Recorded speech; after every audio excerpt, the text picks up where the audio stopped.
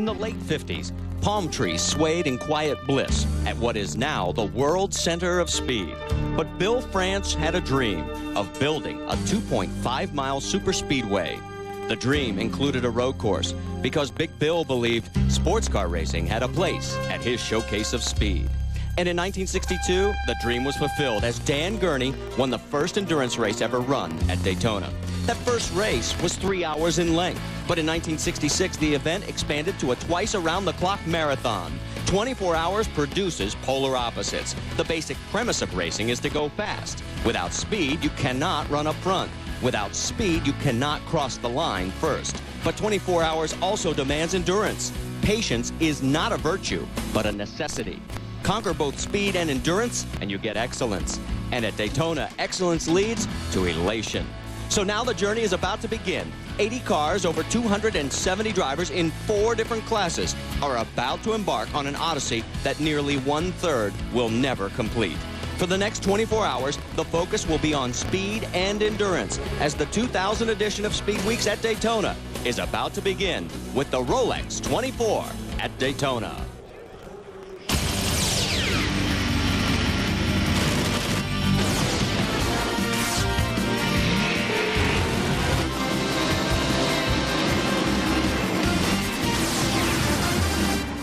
For the 38th time, the best sports car racers in the world have converged on Daytona for the first race under the new Grand American Road Racing Series, the Rolex 24 at Daytona.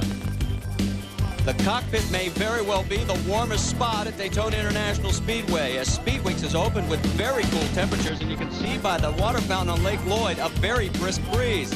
But one bit of good news, there is absolutely no chance of rain here today.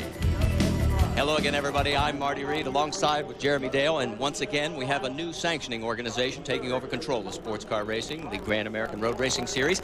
But unlike all the others, it doesn't seem to matter who is running the show. Daytona stands alone. We actually sent cars home in qualifying, Jeremy. And if that sounds more like NASCAR, there's a good reason for that, because the Grand Am Championship is being sanctioned by the France family. I mean, it certainly has their blessing. They have a lot to do with this, and they've really taken the bull by the horns. But the depth of the field here is what's most impressive. I mean, we have some exciting debuts in a number of the classes, but it's the depth and the quality of the cars that is just so impressive. And Daytona, you know, it stands on its own. It's a 24-hour endurance classic, and it stands on its own. The drivers and the teams come from all over the world to compete at Daytona. Well, we have 4 different divisions that we're going to be focusing on, and the first one is familiar in what it looks like, but the name has changed. It's now known as Sports Racer. It used to be called Can-Am. And this, of course, is the familiar open cockpit sports car, purpose-built, of course, weighing around 1,985 pounds minimum, 24 gallons of fuel, which will make these cars go for about 40 to 50 minutes on a tank of fuel. Now, Grand Am has set a maximum cost of $640,000 for a race car to roll out onto the racetrack. That sounds like a lot. Don't forget those million-dollar Ferraris, and we do have a couple of those here. Top speed, approximately 190 miles an hour through the trial. And to set the stage on what's going to happen in Sports Racer with our pole sitter, James Weber, is Bill Weber. Well, Marty, this top-of-the-line class does have a new name, new cars, and renewed hope for setting the pace and the style for road racing in the United States under the new title of Grand American Road Racing Association. Now, there's a lot of hope and a lot of excitement surrounding this series, and also a lot of guys going for their first title. But there's nothing new about the 2 cars that share the front row. Dyson Racing has won 2 of the last 3 24-hour races at Daytona. They're the defending Rolex 24 champ, and Thursday, James Weaver put their Lincoln on the pole. Now, this team tested a new Reynard here in early January. The best word I've heard used to describe that test? Disappointing. So they went back to the shop, pulled out the old reliable Ford, and now they're sitting on the pole. James Weaver, you have to battle some new names and some new faces in this field, but can this oldie be a hit here in 2000? It's still a very fast car. When Bob Riley designed this car 5 years ago, he did a stunning job. The Porsche 962 is one of the all-time classic sports cars, and I think the Riley and Scott Mark III is every bit as fine a motor car as that was in its day. Are you concerned about some of the new makes that are in here today? Yes, we're very concerned. Rob Dyson's bought a new Reynard, which will be running later in the year. We've had 5 years with this car, and it's time for some new machinery. But we'll bring it in online slowly. On pole, best of luck to you today. That's very kind of you. Thank you very much. Now, next to Weaver is another familiar car, and you'll recognize it as well, the Risi Ferrari. It starts second today after finishing second in this race a year ago. Now, Ferrari won here 2 years ago. This team has a talented driver pool and the knowledge that Ferrari has gone the distance in the past and the confidence it can do it again today. Some cynics say these two cars on the front row should have competed yesterday in the historical race. Instead, these two race teams compete today against some old friends and some new nameplates. With that story, here's my pit road colleague, Dave Burns. Well, here's a nameplate you see a lot in Florida, but you never see it going 200 miles an hour. Cadillac is back, and it's going fast in Florida, and back in endurance racing after 50 years of not being seen anywhere near a 24-hour race. They are with Riley and Scott. They know a little bit about endurance racing. They produced the Cadillac, put a motor under it from GM, and the car is fast. It qualified 5th. But there are always bugs when you have something new, and they broke the motor during qualifying with Max Angelelli at the wheel, who will start the car today. Now, taking a stint somewhere after Max gets going is Wayne Taylor, who is a developmental driver. He's here with his sons, Ricky and Jordan, here today to watch him take off. Now, Wayne, you guys had that motor problem. Is this just something you're dealing with in the long line of new things with the car, or is this a big problem? No, in fact, we came down here with the impression of changing an engine after practice anyway. We just chose to change it earlier so that give us more time to work on detail for the car. But like any new program, you know, you've got to remember that the focus on this program is to win Le Mans. And there's no better way of testing than right here at the Rolex 24 Hour. Now, if you guys are pushing top 2 or top 3 at the end of the race here, how hard will you push the new car to win today? We'll push tomorrow, excuse me. We'll push as hard as we can because endurance racing now has become like a sprint race where everybody goes as hard as they can. And we'll be doing that for 24 hours. Okay, Wayne Taylor will jump in sometime during the running of this, and the Cadillac is not the only new chassis here this weekend. Reynard came with a brand new car for 2000. Unfortunately, some developmental problems caused several teams to decide not to run the car. One lone Reynard remains in the field to start here today. It's a brand new car with a Judd V10 motor underneath, and it will be run by Stefan Johansson and Jim Matthews. Can it go 24 hours? Will it be fast? Well, Johansson and Matthews are betting that it will be. Thanks, Dave. The guys are dodging the spectators. Look at that crowd down there. They're going to be clearing that grid. Let's show you the sports racer division. Now, this is just where the top 21 sports racers that are in the field have qualified in their class. And notice that the James Weaver car is running Lincoln Power. Well, that's sort of a rival Cadillac. And we'll take a look at the second page, 16 through 21, as we said. We'll set the field for GTO when we come back to the Rolex 24 at Daytona. We're less than a half hour from the start of this great American classic.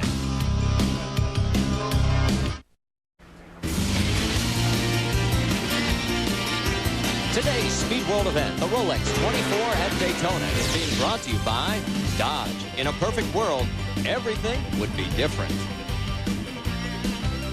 Back at Daytona International Speedway, the crowd filing to their seats, and we are getting ready to take you on a tour of a familiar name in road racing. GTO was GTS in prior years. Tell us about it, Jeremy. Well, these are the big production-based cars, and of course the big fight between the Vipers and the Corvettes in the GTO class. There's a look at one of the Vipers. Of course, production-based. Engines update leaders, but they are limited by inlet restrictors. We'll talk about that. Minimum weight for this class, 2,600 pounds, 24 gallons of fuel, also probably 40 to 50 minutes on a tank of fuel. About $300,000 to put a GTO car on the racetrack. Top speed, about 185 miles an hour. Not far off at all for sports racing. And Corvette out-qualified the Viper in the first battle that we're going to see throughout the next 24 hours between these two top contenders. Dave Burns is at the Corvette pit. Marty, last year they came in GM Goodwrench black. This year, it is Millennium Yellow. Yeah, that's the color you can get if you want to buy a Corvette from Chevy this year. Now, Ron Fellows qualified on the GTO pole this year with what is essentially a brand new car because of development. I mean, how new is this thing and how good is it? Well, it's obviously very good. You know, all the guys in the Pratt Miller team and the GM Goodwrench Corvette group have worked very, very hard for us.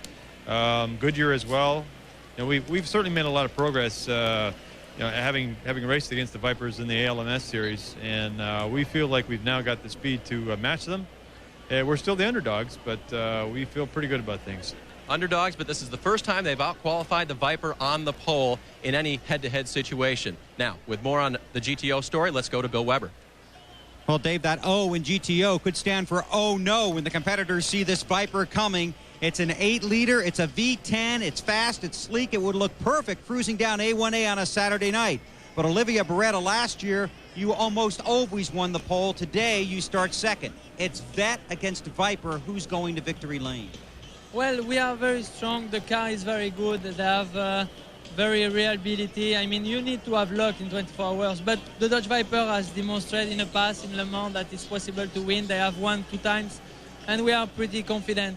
We are not looking for the pole, but we are working a lot for the race. It's a very long race. The Dodge is very good. The team also. The driver try to do the best, and hopefully to have a good weather and the luck inside the car, and we'll see at the end. And a lot different from the last time I saw you at a truck race. Yeah, the truck race, Dodge gave me the opportunity, was fantastic. It's something completely different than what we have in Europe, and I really, really enjoy, and thanks to the Dodge, and also Hamilton Racing, I have a very good atmosphere inside, and I really enjoy it. I hope to do again. Best of luck today. Thank you. The Viper has an extra 110 pounds of weight, but just a microscopic change in the air intake restrictor. Marty? Thanks, Bill. You know, we nicknamed Olivier Bubba when he ran at Topeka in the NASCAR Craftsman Truck Series. Take a look at this crowd. This has just been phenomenal. The infield is literally elbow to elbow. Take a look now at the GTO qualifying list. Again, this is just in the GTO division, and you can see that the Corvettes and the Vipers literally are at the top. But be careful. Watch out for that 6th and 7th position. The Porsches may not be just quite as fast, but as we look through the rest of the field, they may be the ones that outlast those two if the Corvettes and Vipers duke each other into the ground. Stay with us when we come back. We'll focus in on GTU.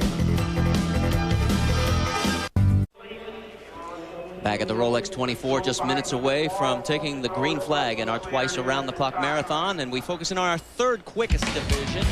And a familiar name, if you've been with road racing, back in the IMSA days, GTU. Jeremy? Well, and certainly for the year 2000, this is a class that's probably going to be mostly dominated by Porsches. Of course, production-based, under 4 liters, no turbocharging allowed in the GTU class. Minimum weight, 2,300 pounds, 24 gallons of fuel. Some of these cars will go up to 90 minutes on a tank of fuel.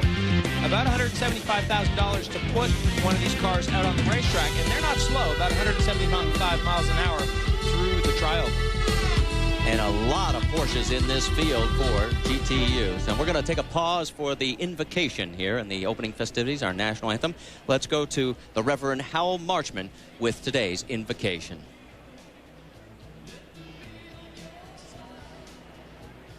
Ladies and gentlemen, would you please stand and direct your attention to pit road for the invocation by the Reverend Hal Marchman, and as our colors are presented by the Embry-Riddle Aeronautic University Color Guard, please remain standing for the national anthem as sung by Holly Harris Hyatt. Mr. Marchman.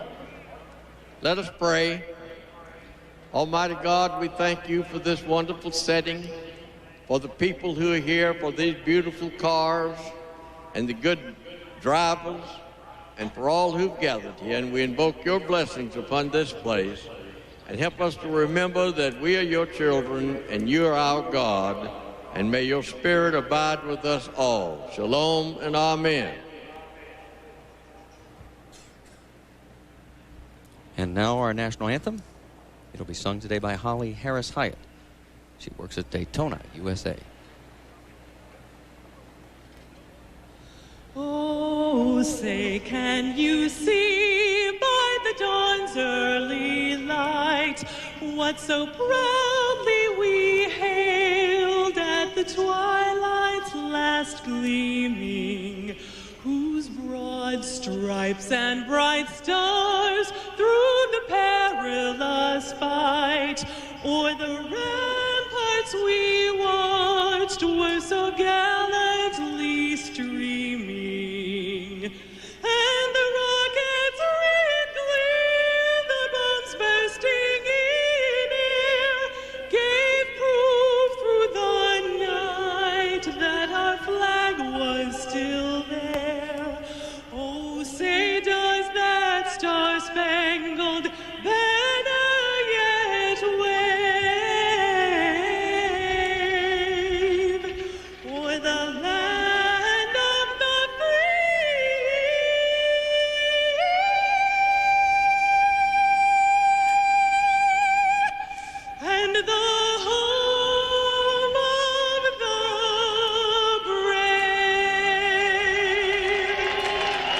Billy hit the high note, and we're about to hit it as we're getting ready for the Rolex 24. We can tell you, Dave, I know why it's crowded down there. They have closed the infield tunnel. It is jammed.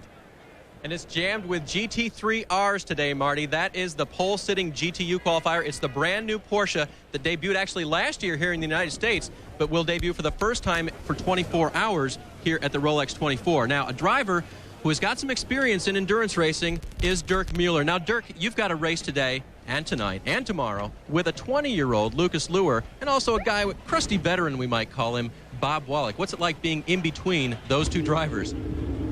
I'm really proud to drive with them, and I'm also proud to drive for Dick Barber. And I have to thank Michelin for the good tires, and also Porsche that I'm here.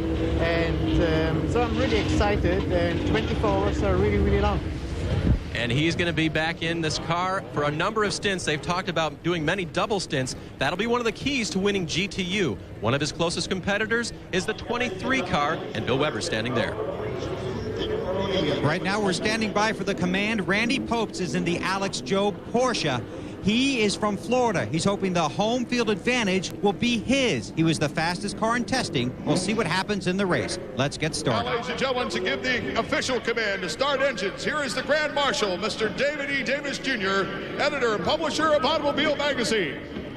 Drivers, start your engines. Ladies and gentlemen, with that command from David E. Davis.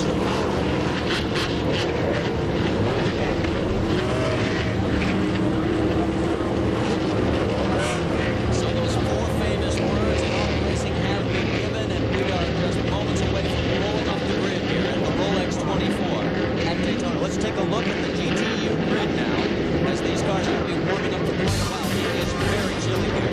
Now in this class, notice how many horses there are.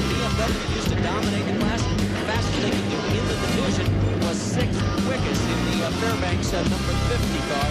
And take a look at the rest of that field, and you can just get an idea of the ocean of horses. The one Ferrari in there is, well, we'll give you a little more background on that car as the day rolls on. But I think it would be safe to say that Porsche has a pretty doggone good shot at winning this division, Jeremy.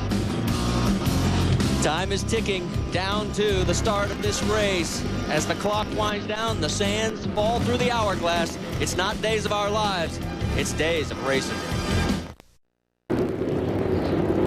You can see the cars have just rolled off here at Daytona International Speedway, all 79. There is one that is going to be missing. We'll tell you more about that in just a moment. But first, we want to bring you up to date on the fourth and final division that we're going to be taking a look at today here at the Rolex 24, and that's the American GT. And these are the classic tube frame race cars, and certainly the most accessible way to get into the 24 hours of Daytona. Of course, it is a purpose-built car. The pony cars, the front engine V8 big muscle cars, 375 cubic inch maximum, about $70,000 to put one of these on the racetrack. There's one right there, the number 53 car.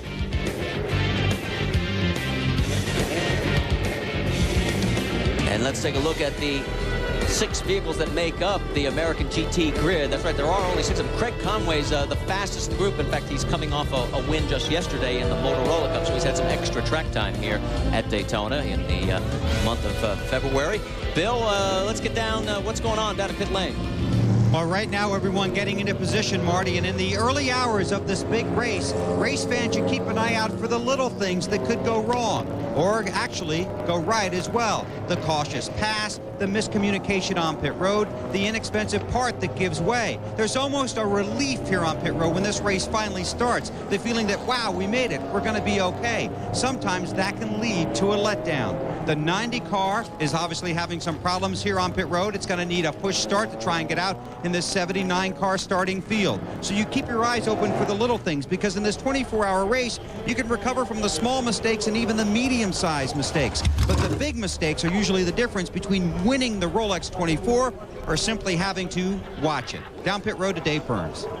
Make no mistake, Bill, the weather right now is great. It's about 65 degrees, but a strong wind, which makes it quite a bit cooler, especially when you're just standing around. Cockpit temperatures just fine for the drivers here today, but tonight it's going to cool way down. The forecast is for below 30. That means that the drivers are going to have to be extremely cautious all the way around the speedway, but especially exiting pit lane. A lot of oil exiting pit lane, and also not a lot of running on that particular lane. The rubber won't be hot on the tires either, and if you put stickers on, you better be on your best behavior. Teams have scuffed a lot of tires in order to minimize that problem, but overnight, we might see some spins that we don't normally see out on the course here at Daytona.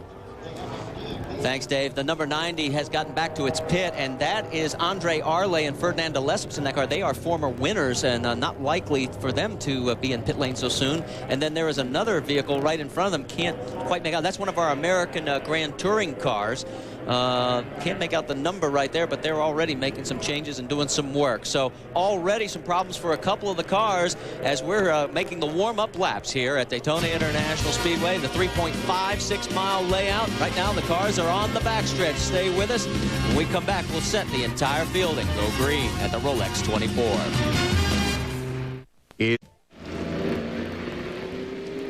Back at the Rolex 24 at Daytona, lights are out on the pace car, which means we will be going green next time by. Let's set our starting field for you. There are now 79 vehicles. We'll explain why as we go through. Now, this is the complete running order as you will see them on the grid.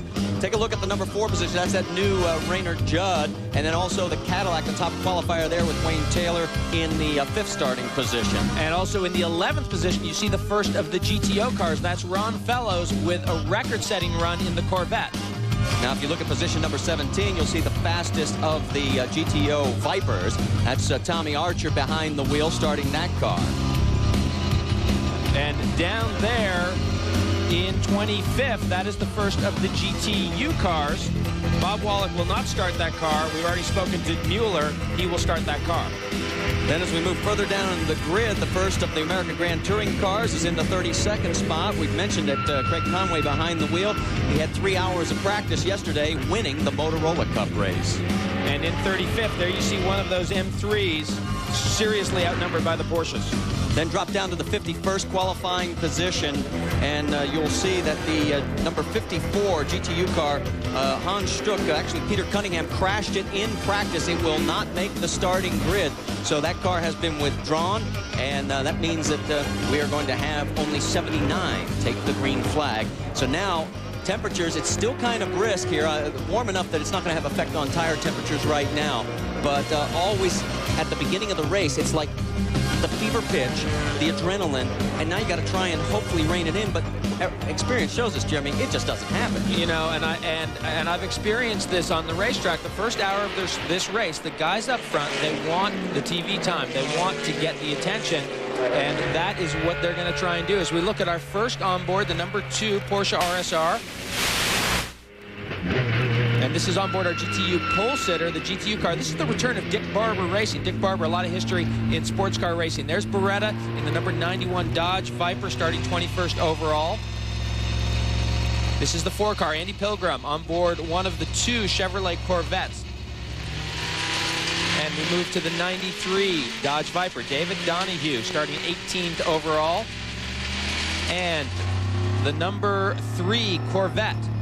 This is Ron Fellows, sits on the pole in GTO. This is the George Robinson Hunting Ranch car, 74 in sports racing. The number 5 Cadillac carries an onboard camera with Max Angelelli, starting 5th overall. Number 36, the Johansson Matthews. This is the new Reynard. We're going to talk about this car. They're starting 4th overall. And the 12, this is the sports racing car. Alex Caffey will start that car, the Ferrari 333 SP. So we are ready to go racing. Hour number 1 at the Rolex 24 at Daytona. And the 38th edition of this race is approaching the starting flag. The starter is John Biestinger. And he waves the green flag, and we're underway. And oh, the Ricci Ferrari gets a horrible start.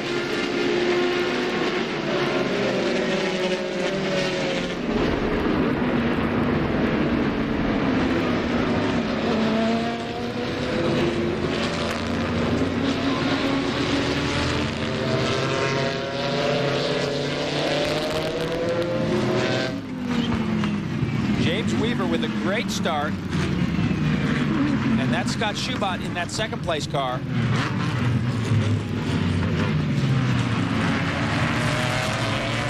Look at Weaver's lead already, and there's Stefan Johansson in that new Reynard. Whoa! one of the Ferraris spinning. And I believe that is Alex Caffey. He dropped back to 5th on the start, and yes, he is off course already. It doesn't look like he's hit anything. He's got reverse. It looks like he stalled it and then refired it. He's got reverse. Now watch out here, because you don't want to make a mistake and be impatient getting back on the racetrack and make contact with another car. It's a very long event. This isn't clearly a mistake by Alex Caffey, but they can make up for that mistake. So after doing some agricultural off-roading, the Ricci Ferrari is back on course and in dead last. So let's take a look at this. And let's go on board. This is through the very fast kink. And remember, cold tires, he gives it a little breathe, goes to the brake pedal here. Let's listen.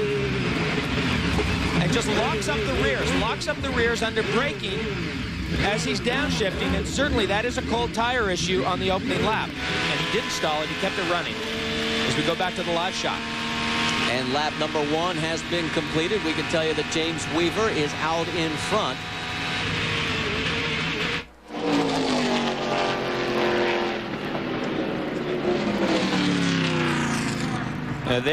We're back to the lead now. That is James Weaver.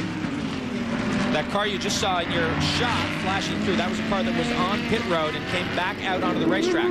So James Weaver on lap 2 already lapping slower traffic. I think it's a very slow sports racer that they're going around right now. Waiting for the first of the GTO division, and there you get a look at the Corvette just blistering through your view. And there's the first of the Vipers. The Vipers running pretty close on the racetrack. Only one car in between those Vipers. Ron Fellows was so proud to have out-qualified the Vipers with this Corvette. Remember, they debuted this car 1 year ago at Daytona, and he was so proud of the work that they have done to out-qualify those Vipers. He's currently running 11th overall as he goes up into NASCAR 1 onto the high banks, 31 degrees of bank.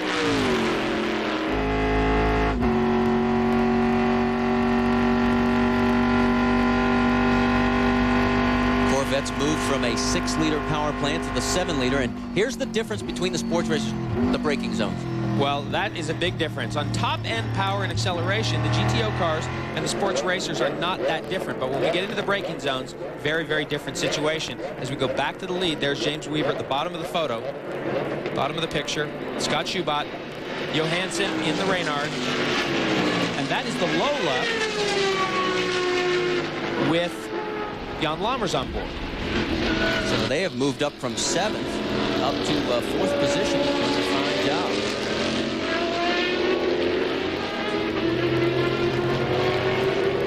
Dave, you've got more on what happens in the Ricci Ferrari and Alex Caffey? Yeah, Marty, I just spoke with team co-owner John McLaughlin, who owns it with Giuseppe Ricci, and he told me that they didn't really have a problem at the start.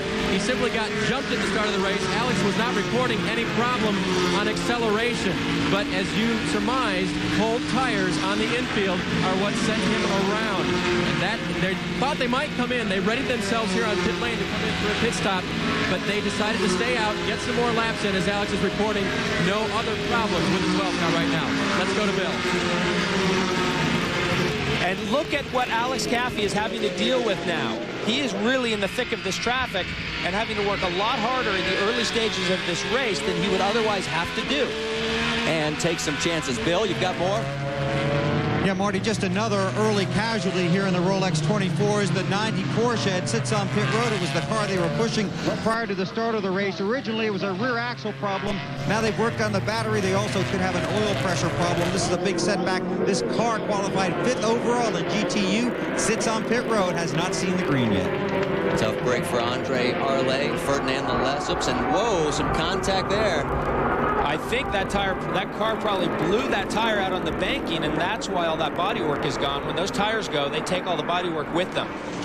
Now that's one of the American GT cars, the 13 Chevy Camaro, DM Motorsports. Mark Montgomery, Martin Schuster, and Anthony Palaio, all from Florida. So back to the action out on the track.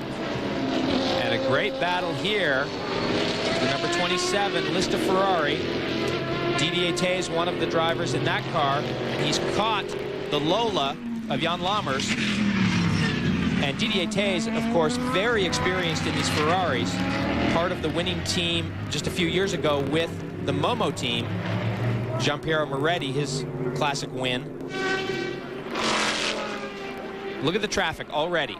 That's American Grand Touring. You see the speed differentials.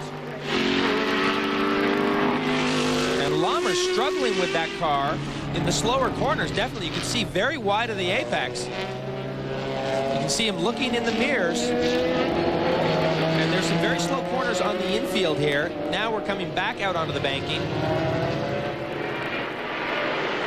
See who has the more front. Well, the Ferraris used to have great top end, but a couple of years ago we started using inlet restrictors, and we'll talk more about that. But essentially, the Ferraris really had their wings clipped by these inlet restrictors because they were low displacement, high revving engines. We are getting word that we may be in for our first caution of the day as a result of that debris from the 13 car ripping open the tire and shredding the right rear quarter panel. So far, no yellow flag at the starter's position. And these cars very well matched on top end.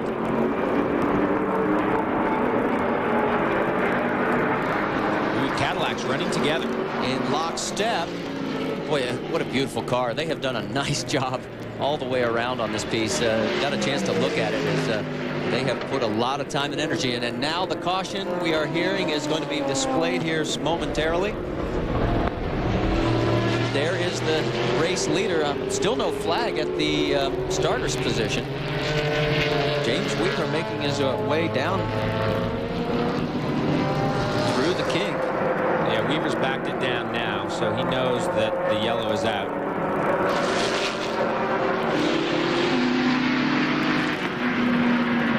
And the yellow finally comes out here at the start-finish position. And this is where the pace car comes out at turn number 6, right before they go back out onto the high banks of turn number 1 here on the NASCAR oval. And there is James Weaver, picked up behind the Corvette pace car. So our first caution of the day here at the Rolex 24. We'll come back with a rundown, update you on who's where in the positions. Stay with us.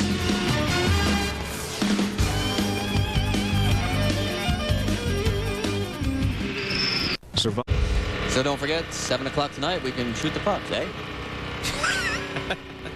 Let's take a look at the overall leaders here at the Rolex 24. James Weaver in front of a very impressive Scott Schubach here in the early goings, a team out of Indianapolis with Henry Camperdan. And then we've got the Johansson, Matthews, that's the new Judd Reynard chassis. Then Jan Lammers in 4th, and Mauro Baldi, Didier Tays, Freddie Lienhard, rounding out the top 5. There in 11th is your top GTO position, and as we move on down, the 91 is in 13th. Then as we look a little further, GTU, good battle between the 23, the Kant Lambert, the Randy Pope's car, and then Dirk Mueller leading the 51 GTU Porsche efforts, and on down through, looking for our first American Grand Touring position, and they will be a little bit further down in the pack. Remember, only 6 in that category. A total of 79 cars took the green flag. There it is in 46th position, the Conway car, the 09 car in 46. That clock running at the lower right-hand portion of the screen shows you exactly how much time is remaining in the race. And yes, we have a long way to go. So we are still cleaning up debris from the incident involving the 13 American Grand Touring car. So let's take another commercial break, and we'll be back with more from the Rolex 24.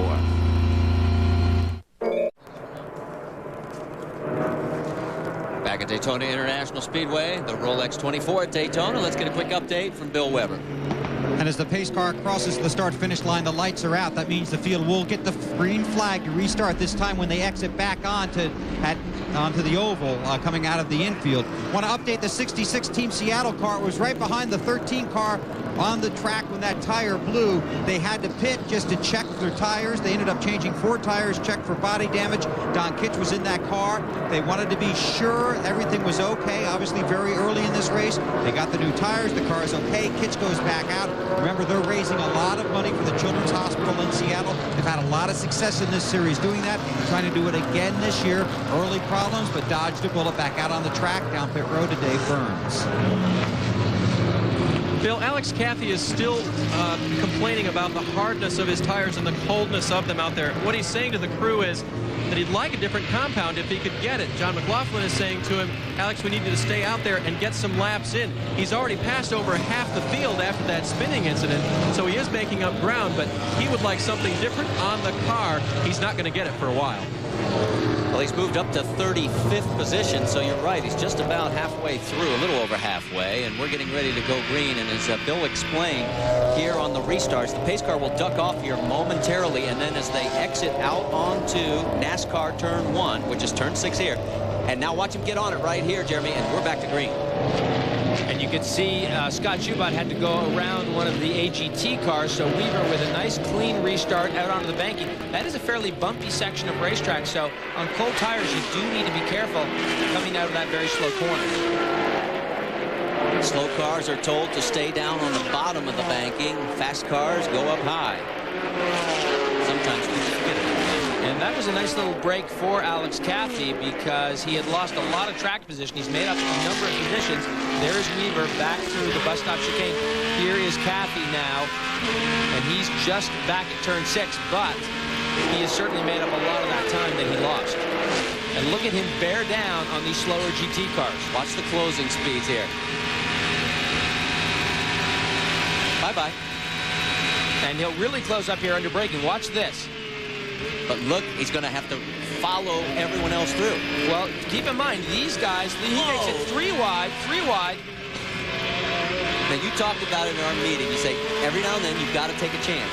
Usually about 20 a race. And if you're lucky, you get them all.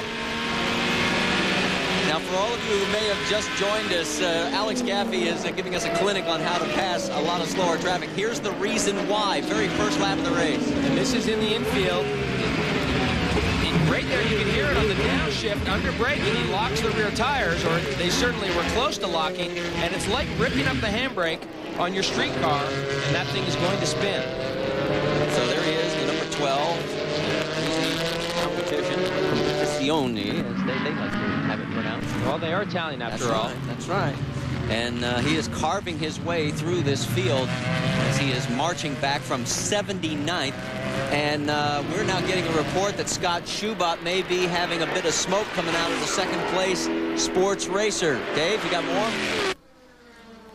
Not to hammer on the guys from Ford or from Riley and Scott, but seeing Riley and Scott Ford smoke is nothing completely unusual here at the Rolex 24. But these guys right now say that there is no problem on the 8 car. I just talked with Bill Foster, the crew chief, and he says right now they believe it's just a little bit of an overfilled oil tanks on the car that is causing that problem. And there is a lot of debris on the front straight, guys. In fact, we're hearing, yes, the caution is out, and there is a lot of debris out on the track.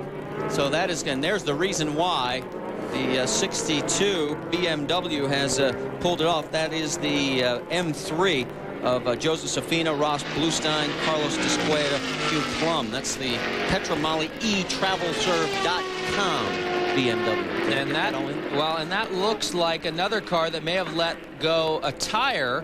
That's down on the apron there, but you can see the debris works its way up right onto the racing line.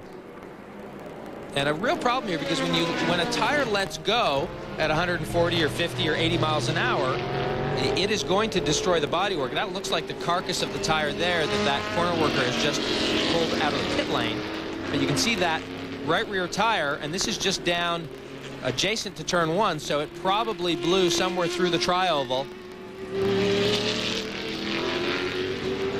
Look at the 9 car. You used to drive a Spice. That's Bobby Brown. Yeah, boy, I didn't think there were any Spices still around, but there they are. They're not very competitive anymore, but boy, for a long time, these were very competitive race cars. Right now, they're working inside, which leads me to believe it could be an electrical situation. So they are going to work on the number 9. And when you're in that situation where you're parked in the pit lane with a mechanical problem, you love to see that full course yellow. Takes about 4 minutes a lap for the pace car to get around under yellow, which is a lot slower than the minute 30. Now here is the battle for third right now, but we've got the race continuing. I guess maybe we should correct ourselves. I thought we were going full course yellow, but we just had a pass there. We have the yellow out at the starter stand. Now we'll get a clarification on that, but we may continue racing here, and that's a... Yeah, look at the nose. Look at the nose. Yeah, he's missing a piece of bodywork there. It looks like the little nose panel came off that car, and that shouldn't affect that car in any kind of serious way. Of course, it'll disrupt aerodynamics just a little bit, and he did just get passed by Jan Lammers in that Lola. So Stefan Johansson now in 4th position. You can see that's a little cover that sits on top of the shock absorbers and the springs. And the mechanics during a pit stop, if they want to make a shock adjustment or a spring adjustment, they'll pull off that little cover. Which is a lot quicker and more efficient than having to take the whole nose piece off, but now it's created an aerodynamic problem. But not a huge aerodynamic problem. Let's look at a replay of Stefan Johansson, because I do believe on tape we have a replay. Here we are on board. You can see it's already loose. He's on the banking here, and there it goes. So a nice little souvenir for someone. And the nice thing about that Reynard is that Stefan Johansson sits nice and low in that car, and of course that thing just got, that piece of bodywork just got carried up over his head. So let's correct ourselves here. It definitely was just a local yellow while they were cleaning up the debris on the front straightaway. So all the passing that we did see was legal, and the rest of the course has remained green. Now there is the Chevrolet Corvette right now. They are currently running in 11th position. There is Enzo Calderari in the 00. Now, he has been here many times. This is his 3rd trip here with a sports racer. He has won before in the GTU division. He's 12th overall. And they're a little down on horsepower. It's the oldest Ferrari in the field. And we've got a spin down in the International Horseshoe. And it is the number 56 Porsche, which is the Aberther Racing. That's Gabriel Rosso, Fabio Rosa, and Luca Drudi. They're all from Italy. Probably not the way they wanted to say buongiorno to all of the American audience, but they did get some camera time. It all helps. And look at, I mean, we're going to see this throughout the next 24 hours. There are so many of these 911s. We're going to talk more about this new 911 because Porsche really pulled out all the stops in designing this new GTU car. And it was very successful last year, but not widely available. But for the year 2000, this car is widely available. Another spin in the International Horseshoe. That's the number, yeah, it's the number 58 MAC Racing, another Italian group. Renato Viciato behind the wheel right now. So right now, the International Horseshoe is not being very friendly to the Italians. Now let's go back and catch up with the GTO, and the leader in that division right now is the number 3 Chevrolet Corvette. That's Ron Fellows at the wheel. He is in 11th. Guess who's in 12th overall? Not very far behind. It's one of the Vipers. Yeah, the number 91 Viper running about 4 seconds behind Ron Fellows right now. And remember last year, 1 year ago, when they debuted these cars, they were so hopeful. But at the same time, and they led for much of the race, but ran into problems. But all in all, had a great event. And I really think these guys are thinking, okay, we really need to win this race. There was talk that they would go to Le Mans last year. They did not go. They will go this year. So there'll be a full-on General Motors assault at the 24 Hours of Le Mans, as there is here at Daytona. Yes, in fact, General Motors in general has gone into a more blanket type approach, getting more brands out there. A lot more branding with the Cadillac North Star program. They're trying to get the name recognition there. There is the 2nd place GTO car, the 91 Olivier Beretta, going around the 58 GTU car, which spun just recently at the International Horseshoe. Yeah, and actually getting a little bit of a squeeze up into the wall there. And that is what you're supposed to do, is stay low. If you're a GTU car, stay low. Don't run it up to the wall. Let the quicker cars go by you. And he just got a little bit of a squeeze job. Let's go down to Dave Burns. Well, two cars with problems all at the same time. Stefan Johansson in the Reynard comes in. He's got a bent left front, and actually it looks like the right front has trouble too. Problems all over the front of that car, so it turned from bodywork only into a real problem on the front suspension of that car. At the same time, Scott Schubert in the number 8 has come in on pit road as well. So they may have gotten together. We'll have to see the replay on that. But Johansson in the Reynard had not planned on coming in till the end of their regular stint. I just talked with John Wickham, team manager, and he said, no, we're not coming in till we have about 40 or 45 minutes spent on the track. But this incident changed everything. Well, we've got an interesting replay, too, here on board with Johansson because we believe he hit something. We don't think that's a mechanical problem. Here he is coming out onto the banking, out of the chicane, and there's debris on the racetrack, and he takes a big shot.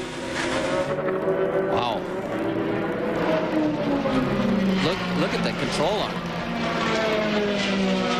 He had first debris flying off his own car, that little cover on the front there. Let's look at it here. This is his first problem. As Stefan's going out onto the banking, there it goes. Same place on the racetrack. Same place on the racetrack. And then here we are just a few moments ago. Watch it again. And I can't see it. It looks like a car spun down there. There was contact coming out of the chicane. A car spins down, debris comes off, and Stefan hits the debris. And that's the traffic situation we've just been talking about one lap before with the Viper and the Porsche. There can be a lack of communication there with faster cars passing slower cars, and that's the problem you get into. Well, when we come back, we're going to take a look at what Jeremy, before the race, looked at his keys to victory. And one of them is crisis management. And that's exactly what's happening to Stefan Johansson's team right now. Stay with us. We'll be back in the Rolex 24.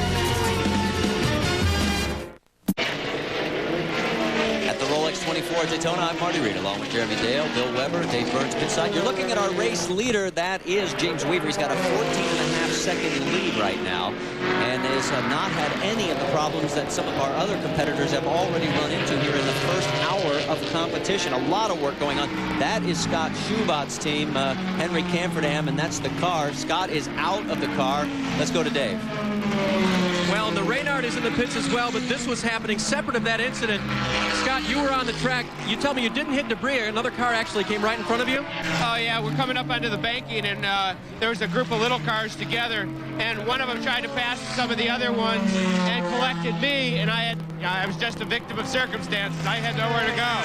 How good was the car working? I mean, we looked at you guys and said, man, they've really got a shot this year. How good were you working? Well, the car was working really good, and the team was really happy about everything. I was telling the team we'll be out of it in 15 minutes because everybody said we'd have a chance to win. I just, I mean, what are you going to do? People, they just weren't watching. They were in a group by themselves trying to have a race on their own, and I was a victim. All right, guys, so the best-looking start goes away for Philip Crichton Motorsports team. Well, sounds like a good time for us to talk about Dale's docket. And it's several keys that Jeremy Dale has put together on what you have to do to win this race. And boy, there are a lot of things, but the first and most important is mechanical reliability. Avoid the mechanical problems, and that is the first key to getting to victory lane. Now, everyone is going to run into mechanical problems. Crisis management is the next most important issue. And the mechanical problems might be self-inflicted, or they might come at you like they did Stefan Johansson. Last year, the Dyson team did a great job. They had this car that was smoking. It was burning a lot of oil. The crew and the drivers really hung together. They managed the situation well. They dealt with it. They got to victory lane. And that was fantastic crisis management by the Dyson team. The next factor is human fatigue. Now this, sounds simple, but really it's very complex because the drivers have a fatigue quotient, but the crew also has a huge fatigue quotient. Traffic, and more traffic. And this is where the fatigue comes in. Look at that Porsche on the top left. This is Bob Wallach on board the Momo Ferrari just a few years ago. Contact in the chicane.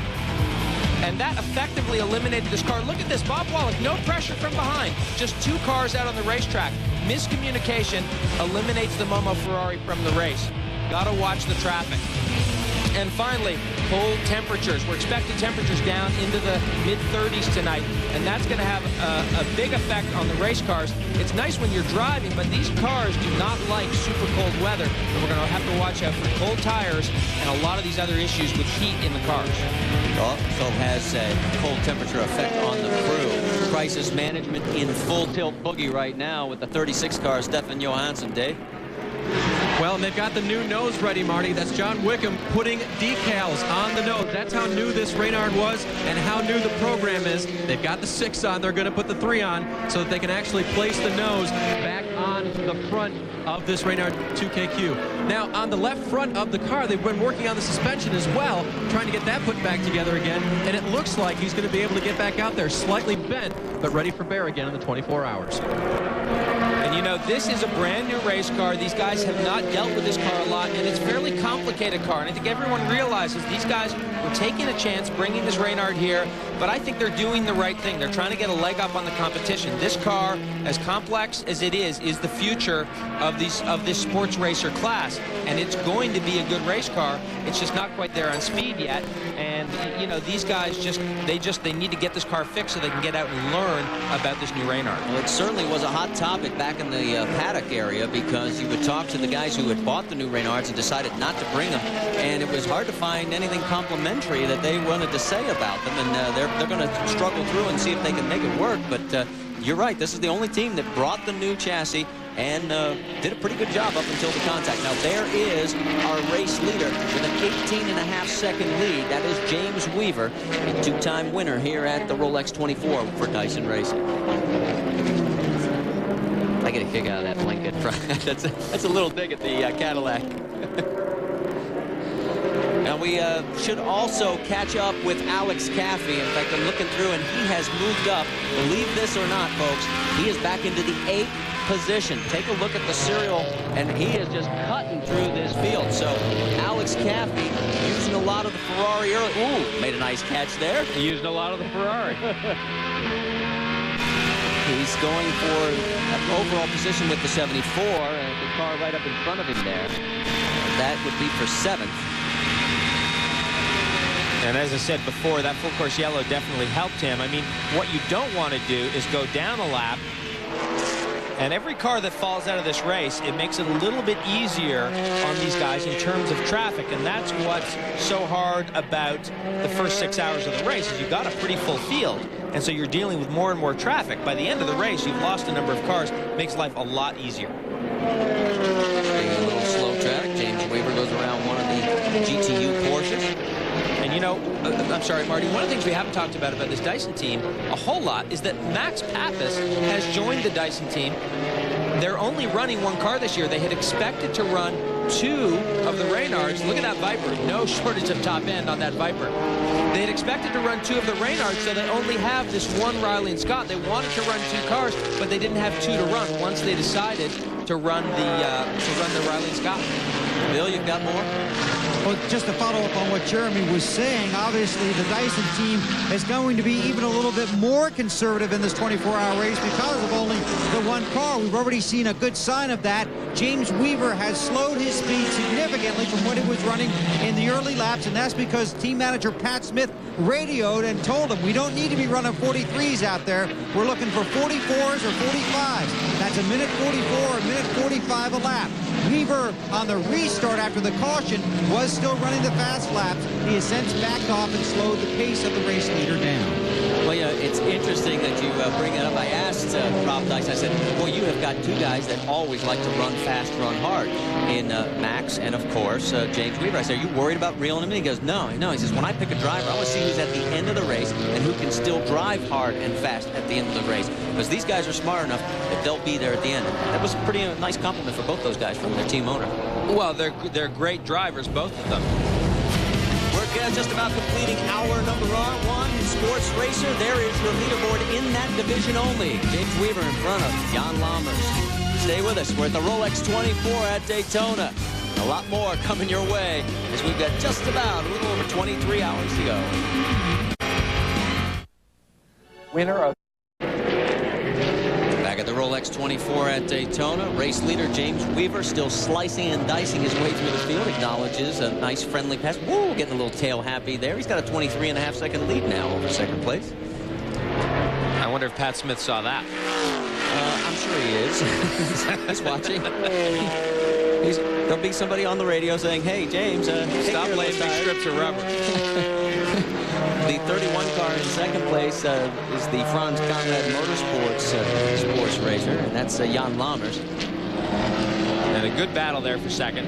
Yeah, and then the 27 car, that's Kevin Durant Enterprises, Mauro Baldi, Freddie Leonard, Didier Taze at the wheel right now. They're duking it out for second and third. And that little gap has been opening and closing as they work their way through traffic.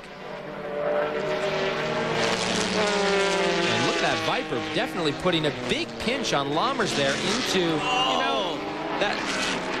Yeah, he really did. That car, you know, that was just not the right tone to be setting for being lapped. You know Lammers is going by you. You put the pinch on him going in. You ruin your own racing line, and you drive off the road at the exit of the racetrack, or the exit of the chicane. That was the Team Viper Chamberlain. Now, that is not a factory-backed effort. It's Eric Nestle and Tony Seiler, Walter Brun, and John Hugenholz. I'm sure if they were watching, they're probably on the radio to their driver as well.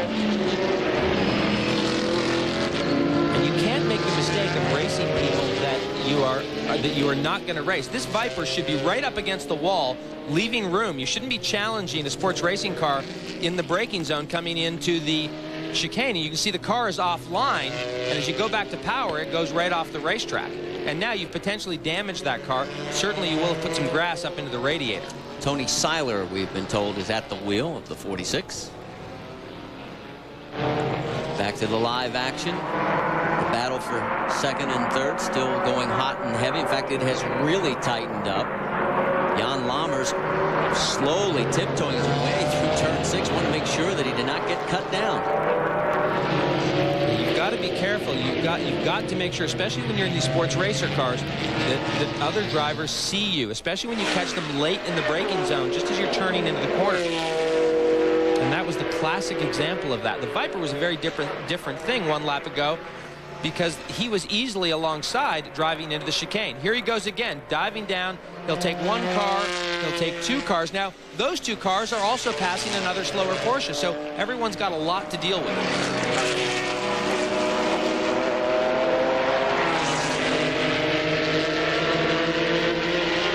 So while this battle continues, and you can see it's opened up a little bit now as they're working their way through NASCAR's turn 3 and 4 in Sports Racer. Let's shift gears a little bit. We have not checked in a while with our GTU division, and right now a very good battle. Take a look at it. Is Dirk Mueller in front of Randy Popes, the 51 and the 23. Those are both Porsche, the R3R, and it's doing very well. I'm looking for the first BMW, and it is quite a ways down the pack. On board with Dirk Mueller. And we should say that BMW has gone back to the drawing board, and they're working on a new race car based on their new M3. And we hear that this is one of the sports racers coming up to put a lap on this 911 in the braking zone, just ducks under. So BMW will be back. They have not given up on this, but they really had to go back to the drawing board. We shift gears and go to Max Angelelli. He is the caddy that just passed the 51 Porsche. And look at the closing speeds, trying to tuck underneath, and he's got 4 more targets. There will be laps during this race where you will lose 5 seconds, and this is probably one of those laps. Oh, there's a waving yellow. Uh-oh, there's a waving yellow. He may have just passed under yellow. Max, guys, either Dave or Bill, whichever's close to the Cadillac pit, one of the Cadillacs may be coming to visit you real soon. Take a look where they started and where they're running. They have made no bones about it. Cadillac is using all of these first few races here and at Sebring as a test session to get ready for Le Mans. So, you know, the interesting thing about Cadillac, you know, you might think that this is the first time that they have gone to sports car racing or any type of racing. Well, don't make the bet, because you'd be wrong. 50 years ago, 1950, Briggs Cunningham brought Cadillac to Le Mans. Cunningham wanted to win Le Mans in an American car. He brought a stock, fresh V8 Cadillac. Take a look at it. And he also brought a radical new weapon, a rebodied Cadillac Sportster. Now, the French called the Sportster Le Monster. Pretty apropos name. the Cadillacs finished 10th and 11th. In fact, the stock version was the one that finished 10th. They nicknamed that one Le Petit Poteau, which meant the clumsy puppy. Yeah, I think the body looks a little bit different now. What do you think, Jeremy? Well, you know, they are doing, this is a full 3-year program, and they are really seriously committed to making this car work. So none of them expect to win here at Daytona. Having said that, they're all prepared in such a way that they could win the race. They just haven't done enough long distance testing. The car needs development, but boy, what a commitment by Cadillac. So right now they are running actually 4th and 5th overall. And he makes his way back up onto banking 31 degrees here at NASCAR's showplace of speed. It's Daytona, it's the Rolex 24. Get under green at Daytona, the first of the sports racers. The leader is on pit road. James Weaver remains in the cockpit. Remember, these are long stops. They've changed tires. This team runs on Goodyears. They're going to have to sneak by the car in front of them. And Weaver returns to the track with new tires and a full load of fuel. Bill, did they have any trouble there? It looked like an awfully long stop. I mean, I know it goes slow because of the fuel load. We'll check, Marty. We were at the other end of pit road. Okay, but thanks. On the racetrack now, the battle for the lead is between Jan Lammers in the 31 and the 27 of Didier Tays. And here is Alex Caffey. I wonder if he's getting that softer compound, Dave. Marty, you're on it. He gets his wish. They say that he's going to get a softer compound now from Pirelli. He also gets a splash of water and a full fuel load. I talked to Alan McNish as well and asked Alan when he was going to jump in. He said, about 3 a.m. So for now, Alex Caffey stays in for a double stint. They want him down off the jack. Little problem in the rear getting the hose out of the jack, and he is out of there. Did you remind him that that first turn at the exit to pit lane here is very slippery when it's cold? We'll find out if he remembers as he makes his way out. Now it...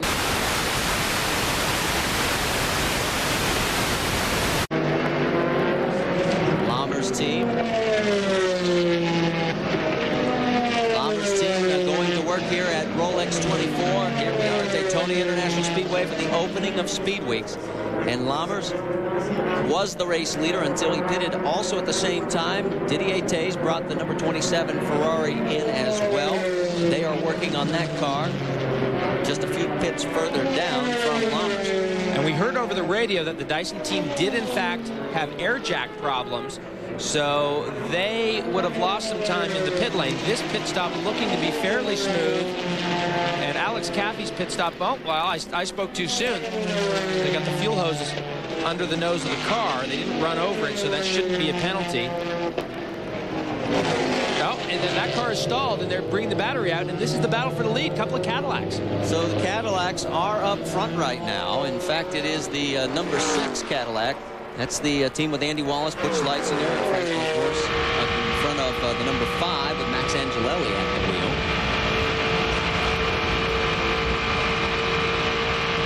Leitzinger, of course, in the number 6 right now.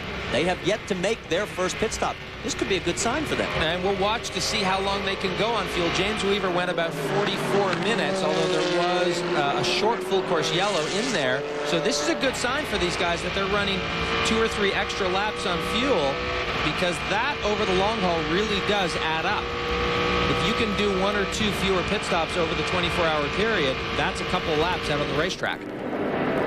So, and I'm sorry, and I wanted to talk about, you know, Wayne Taylor is so excited about this program because he's been reunited with the Riley and Scott folks. Bill Riley, Mark Scott, and that whole team. They won here in '96 with the Oldsmobile Aurora-powered Riley and Scott. And also on that driving team was Jim Pace was on that driving team. Look at this traffic. Look at the traffic here. And they're trying to get around the number 4 GTO, and he's trying to get around a GTU car. Let's go to pit lane. Bill, you've got an update on the Dyson machine? Yes, James Weaver has apparently radioed in that he has a vibration in that car. They're waiting and looking down pit road to see if he might be coming back in. The crew is on the wall. they did have a problem with the air jack. They could not get it to function properly, as Jeremy was saying, so that's why they had problems and why their pit stop was a little longer than anticipated. Weaver is indeed going to come down pit road. So they're going to bring him down, and I imagine what they'll do is change all 4 tires again and send him back out to a visual inspection of the car. The cone is out. Pat Smith is on pit road. Weaver is back in his pit stall right on the cone, and the crew goes right to work. The air jack goes in. The car raises without a hitch. Weaver sits there patiently, visor up. Off come the 4 tires they just put on. Now they put on 4 more sticker Goodyear tires. Brand new Goodyear tires going on here. No need to add the fuel to make sure the rims are tight. Now they pull the cone away. They'll have to slide the air gun away as well. Weaver waiting. Still working on the right rear tire. Now the jack is out and Weaver takes off again. We'll see if that adjures the vibration. Just one quick note, there's not only a lot of traffic on the pits, there's a tremendous amount of traffic on pit road. Dave Burns. Bill, the leading Cadillac comes in. That is a number 6, driven by Butch Leitzinger. Now, he stopped just short of a car that's been in the pits for a long time. We'll see if he can make the hard right turn to get out of here without a push backwards, but he hits his marks perfectly. Fuel going in, overflow on the right side of the car. Butch getting a little bit of a drink, and no problem so far with the tires coming off the car. A little slow on the left front. The crew just taking their time, very methodical. Now the right front is on. The stays go on the lug nut, and still waiting for the fuel to come at this point. Pretty slow pumping to get the required 90 liters of fuel into these cars. And boy, guys, it sure does look like a pace here where they just want to make sure they get every little thing done right. And Butch waits patiently. Again, he's going to have to make a right turn to get around the 8 car and see yep, they're going to have to push him back indeed. But again, the order of the day right now is not extreme speed, but caution. You know, Dave, I think that hits the nail on the head, because these guys are not rushing. Their attitude is, you know what, let's just push the car back. Let's not take any chances. Let's not get worked up about this. And by the way, they ran an extra 5 minutes on that first tank. The Cadillac did. And as I said before, over the long haul, that will really pay dividends. The big question is the 5 car is still out there, so he's actually run longer. So it might be very interesting to see how far they can push it. Oh, look at that. You saw that on cold tires. Butch Leitzinger. And it got twitchy again. And Ron Fellows pulls in the number 3. Let's go back to Dave. Looks like Chris Neifel getting in the 3 car now. Ron Fellows steps out after having taken one 45-minute stint. They said they could go about 55, so they're in just a little bit earlier than they were scheduled. Windshield being cleaned and everything looking pretty routine on the 3 car as well. But remember, they gave up the lead as we watch them strap Chris Neifel into the car and get him ready. And remember, Neifel and Fellows are about the same size height-wise, so no real adjustments on the seat. But obviously, he's got to get the belts down to where it feels comfortable for him. Also in right now, the number 91 Viper, the lead Viper, if you will, of Olivier Beretta. He pulls into the pits and is gone already. Has his turn signal on, guys. How can that be? Or he's pumping the brakes as he leaves pit lane ahead of the 3 Corvette.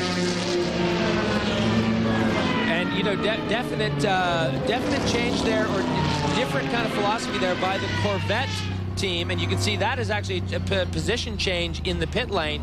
And Beretta does have the turn signal on there, which is very common racing in Europe at Le Mans, so on. They do use the signals over there. And this is looking out the back of the 91. So interesting to see this fight develop when they get out on the racetrack. But the Corvette guys, they decided to change drivers. Most of the sports racers did not change drivers. Beretta stayed in his car. The Corvette guys, they want to cycle everyone through the car. And that's always a good idea here at Daytona, to get everyone through the car while it's still light before it gets dark. Tiptoeing around the International Horseshoe. And I think that's just everybody realizing they've got the cold tires. And you do have a tire battle on these 2 cars. You got Michelin versus Goodyear. Well, the Michelins have been very effective, you know, and it's been a long-term relationship with the Vipers. And as a matter of fact, the Corvette guys were grumbling a little bit about their tire situation. They actually tested a couple of different brands of tires, and Goodyear really stepped up to the plate. And the Corvette guys have been very complimentary about the development that Goodyear has done. So here comes the race leading number 5 Cadillac, and boy, what a long, now by my watch, what, about 7.5, 8 minutes? Yeah, they've run 54 minutes on that tank. James Weaver only ran 44 minutes. Dave? And the air jack did not get engaged completely at the start. The tire changers were waving for them to get the car up in the air. They've done that.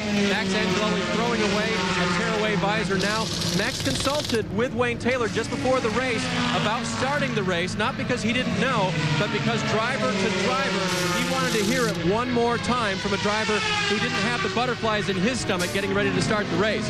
And Angelelli is down, waiting for the right rear to be locked into place. And now he's gone. Bill Weber? Well, Dave, we just want to clarify the situation with the Dyson car. When it came down pit road the first time, the air jack did not function properly.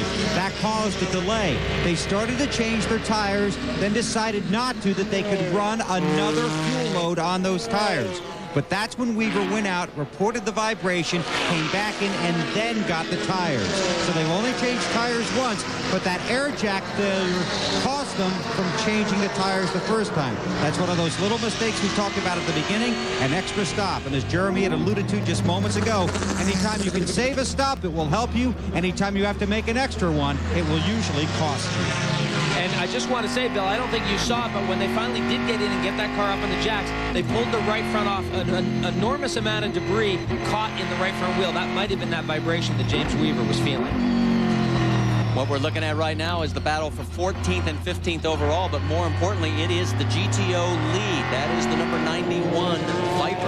And look right behind Chris Neifel in the number 3 Chevy Corvette, trying to look underneath. Can he get under Beretta? Yes. And he retakes the position. Beretta's still got that turn signal on. Obviously, he hit the switch and didn't realize it. Up onto the high bank. And now we're going to find out what kind of horsepower differential. Well, these cars pretty well equalized now, but boy, Chris Neifel definitely asserting himself in the early going here, early going for him, because this is only his second lap out on the racetrack.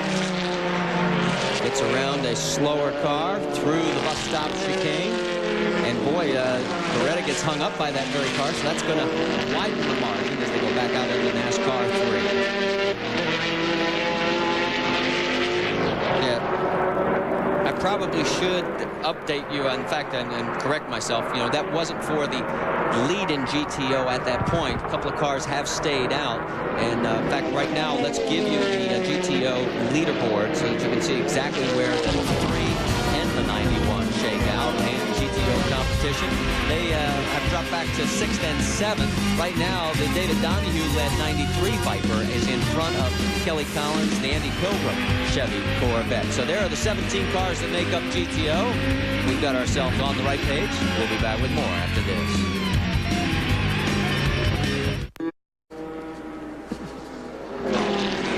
We're slicing and dicing at the Rolex 24 at Daytona as pit stops have occurred on the first round, and all kinds of action is happening on pit lane as well. And is that that's Stephen Johansson back Johansson out? Is back out after a very lengthy pit stop. In fact, we'll have to check the leaderboard to find out exactly how far down. He has dropped to well off the top 35 positions.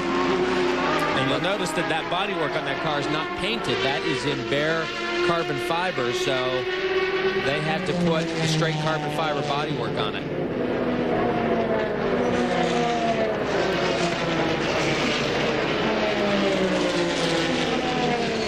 On board with one of the Chevrolet Corvettes.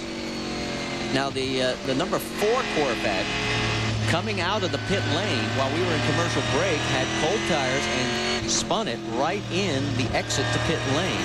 Got it gathered up, no contact, but that is going to happen a lot more often than we expect. I mean, it's a common occurrence when we have cold temperatures. Well, the good news is he didn't hit the barrier down there. The bad news is he actually spun out onto the racetrack and almost got collected by traffic. And Dave, I think you can add. Yeah, Jeremy, I just spoke with Frank Resinetti. He is the crew chief on the 4-car. Andy Pilgrim did stay in the car for now, although they are getting set up to come in for a pit stop, it looks like. He reported that everything was okay on the car for right now, but like you said, cold tires, he just went around. So Andy, who has a lot of experience here at Daytona, but I remember a year when David Brabham, in the middle of the night, took one of the Nissans right into the guardrail coming out of pit lane. I mean, it is not uncommon for that to happen. And that's the good news. He didn't hit the barrier down there. He did it fairly early on, but that pit exit very, very tight, very, very narrow. We should point out to you now through the pit stop cycles that the number 3 Chevy Corvette with Chris Neifel is now back into the GTO lead. And the number 91 is in second place. That's Olivier Beretta in the Viper. So they are back into the position. We're finished hour number 1. Let's move on to hour number 2 of the Rolex 24 at Daytona. This is the overall leaderboard. Didier Tays in the number 27 on top. Then, as you can see, one of the Cadillacs, Max Angelelli in second place. And then Jan Lammers in third. Then goes down in 7th position. David Donahue listed right there, but he has just surrendered that lead as we've moved into another lap. And then in GTU, the 12th position overall for the Dirk Mueller team, really doing well as they have put some distance between them and Randy Post. So on down through this 79-car field that took the green flag. 322 total drivers in the contest. If you want to do play-by-play, come on up to the booth. It's like doing a football game with 30 NFL squads. Now we're through the top 50. In 50th now, I think that is our first American Grand Touring car. That is a change there. The 09 car of Craig Conway was leading that division, so he has stopped and fallen back a bit. And then positions 51 through 60. And on down through the line, there is the Conway car. He has dropped back to 62nd overall, so obviously they have run into a bit of a problem. And then the final 9 that make up the 79 car field. And you can see that we have a few sports racers that are well back in this pack after having some early problems. The Calderari 00 did very well here last year. Finished in the top 5. We're on board momentarily with the Cadillac. Now we're looking at the number 29.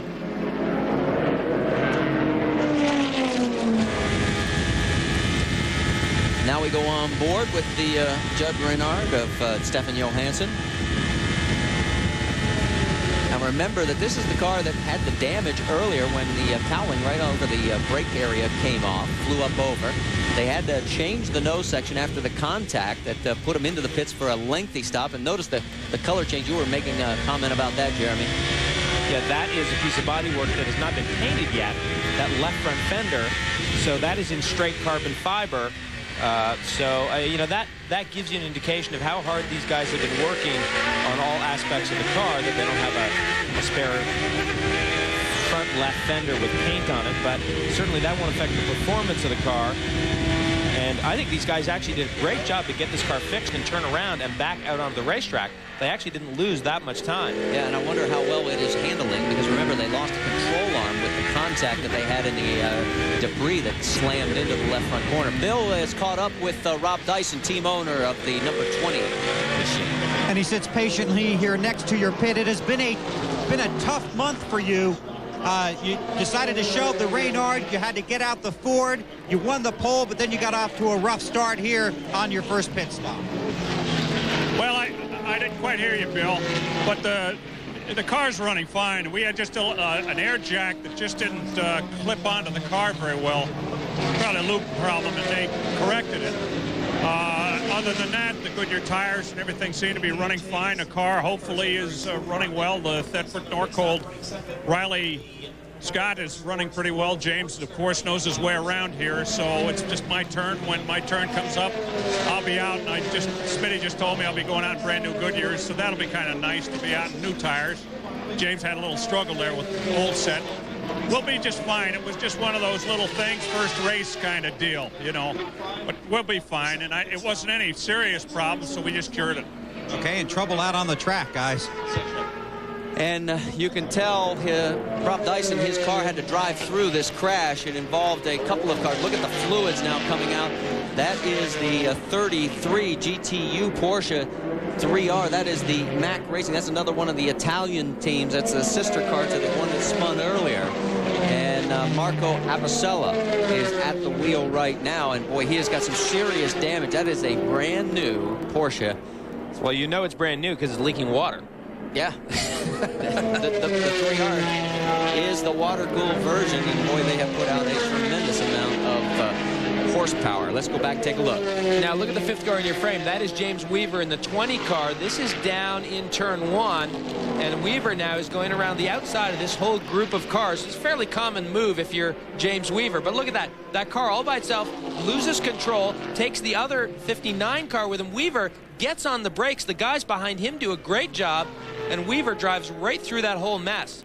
David Donahue as well in the 93 Dodge Viper makes a nice move to get through. So 2 of our top contenders in each of their divisions slide on through. And again, you talk about you've got to be able to avoid the disasters. And here's one of them. Well, and that's just classic. I mean, that was not contact between cars that sent that car spinning. That was just too much power to the ground. That car was quite a bit oversteer. Now, the idea is, can we get this car fixed? Can we get it back to the pit lane, and can we get it fixed? But the front of that car looks like it's in pretty rough shape. There's the Brumos number 59 Porsche. So, and here's a car taking the back way into the paddock area. That is the Franco Scapini Motorsports Ferrari with Ivan Capelli, Franco Scapini, Pier Angelo Maselli. Back to the 33. Now, at least he made the right decision there. He pulled off to the left side of the course there, which is right next to it. There's a little entryway, if you will, that they can get right into the paddock area and get work done on this car. If he'd gone right, he'd have been stranded in the infield forever. And that is the problem. The infield at Daytona, if you pull your car off to the right when you have mechanical problems or whatever happens, you're out on an island there. And so, yeah, he's actually not that far from the pit lane. The question is, can he get it back? Now, where that car is, only the driver can work on the car. If they get it behind the barrier, the crew is allowed to work on it. But out there, only the driver is allowed to touch that car. Remember the year that Scott Pruitt was coming off his very severe injuries? He was in that very same position right there at the very same spot on the race course, and he was working. Crew was telling him exactly what to do. He made all the repairs in the car. It was a heroic effort. 4-car back in the pits after spinning on cold tires. Dave, what's going on? Marty, Andy Pilgrim radioed in, guys. They are flat spotted. Let's go ahead and get them changed. Motor off when he comes in. Air jacks up, and 4 tires going on the Chevy Corvette. And just that quickly, Andy Pilgrim is back out of here. If he can refire, he does. Now just a slight burnout as he gets off of the very slick pit lane. Guys, it's slick now. I don't know what it's going to be like tonight. It gets like glass. I mean, it's just unreal. And temperatures in the mid-30s. I bet you he goes real slow this time. Well, I bet you will. But you saw they put sticker tires on that car, which means they're brand new, fresh tires. They still have the stickers on them. You see some paint down there. I wonder if he didn't get caught up on that paint, that big yellow line. But the thing is that for the nighttime, what you want to do is you want to have some scrub tires. So they've been on the car, and they've had that sheen, that release compound that's on the tire scrubbed off them. So they might be cold, but they're a little bit more friendly than those sticker tires. On board right now with Alex Caffey. You want to talk about a great story in the early goings of the Rolex 24? Alex is it. Remember the first lap spin? He was in 79th position. He has fought his way back to 5th. We're only in the 2nd hour. He is a man on a mission. Said, oops, I made a mistake. Got to make it up to the team. Caught a bit of a break with a full course yellow. Also caught a break with the Dyson team's pit stop problems. The Dyson team right now sitting back in 6th position. In fact, right now, Didier Taze is your overall leader and sports racer division leader. Max Angelelli right behind him in the Cadillac. In fact, let's take a look at the sports racer division. Now, this is where they stack up in sports racer only. Lammers in 3rd, Leitzinger in the other Cadillac in 4th, Caffey up to 5th, and James Weaver in 6th. Stay with us. We got over 22 hours and 50 minutes left in the Rolex 24 at Daytona. At at the Rolex 24. Let's catch up on what happened in hour number 1. First lap, Alex Caffey, cold tires, locks him up, goes from his starting position up near the front of this field all the way back to 79th. Then Tony Seiler got a little hot through the bus stop chicane, took his independent Viper off course, and then watch what happens. Stefan Johansson loses some material, gets hit with some other material from a crashed vehicle, sends the car into the pits for major repairs on the upper control arm and suspension. And that brings us to hour number 2. And the man at the lead of this race right now is Didier Taze, and he's got trouble. And I'll tell you what. Boy, Caffey almost had a problem the same time Didier Taze. They almost each ran into slower traffic. And these slower cars, I mean, of course, it's a responsibility of the faster car to get by cleanly. That is the racing rule. But the bottom line is if you're driving a slower car, you've got to watch your mirrors. You've got to be aware that these guys are coming. Let's take another look at it. Caffey. This is on the infield. This is out of the very fast kink. Caffey's committed to going by on the left side, and there's the Porsche, and the Porsche was really trying to get out of the way and leave the inside line open for the Ferrari, but Caffey was committed to that line. Let's go to the onboard. This is in real time. Let's listen. Watch the closing rate through the very fast kink. And I'll tell you what, he was very lucky not to spin that car again. That's exactly where he spun before, and very lucky not to spin it again. And Alex gave him an Italian gesture for hello. Thank you for getting in my way. Back on board. Now, we're on board right now with Alex Caffey. And you can see how he has cycled back through this field and doing a great job after having the early first lap trouble. Uh-oh, we've got another contact into the wall. This is the number 57 GTU Porsche. Patrick Guillaume, Dieter Faller, Real, and Pascal Fabre. And this looks like it's back in the chicane. And that can be a fairly hard hit. Yeah, it is the chicane. Now the question is, how much dirt is he going to drag back out onto the racetrack? What he should do is he should drive down parallel and not come back out onto the racing line, which is exactly what he's doing, because he's going to drop a bunch of dirt. Look at the top of the screen. Car is going to come into the chicane here. Right there. And he just gets in a little hot to that first apex. And you're going very, very quickly there. Does get the brakes locked up and actually makes fairly light contact to the tires. So mainly just a big mess, although it looks like the rear wing is a little bit bent. Yeah, he has definitely skewed the rear wing. So on board now with one of the Cadillac. And in fact, let's get some all sports telemetry instrumentation on Max Angelelli. Take us through it, Carmen. Well, the throttle at 98% is effectively 100%. We're losing a couple of points there. This is down through the tri-oval. You can see top speed over 180, 182. He'll have to check up here because he's in traffic a little bit early. Now, you'll also be able to notice here that this car, of course, is completely off the throttle. Now he'll roll back into the throttle, get back to full throttle in here. This car has no lift shifting, so you can watch the RPM. The car will gain RPM. Watch me as he comes out of the International Horseshoe here. He'll go to full power. The RPM will increase, but then when he changes gears, he doesn't lift off the throttle. That's no lift shifting. And about 145 through the kink there, 141 through the kink, very quick.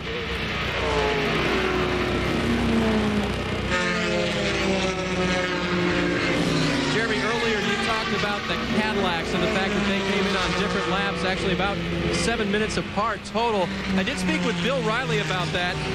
He, of course, watching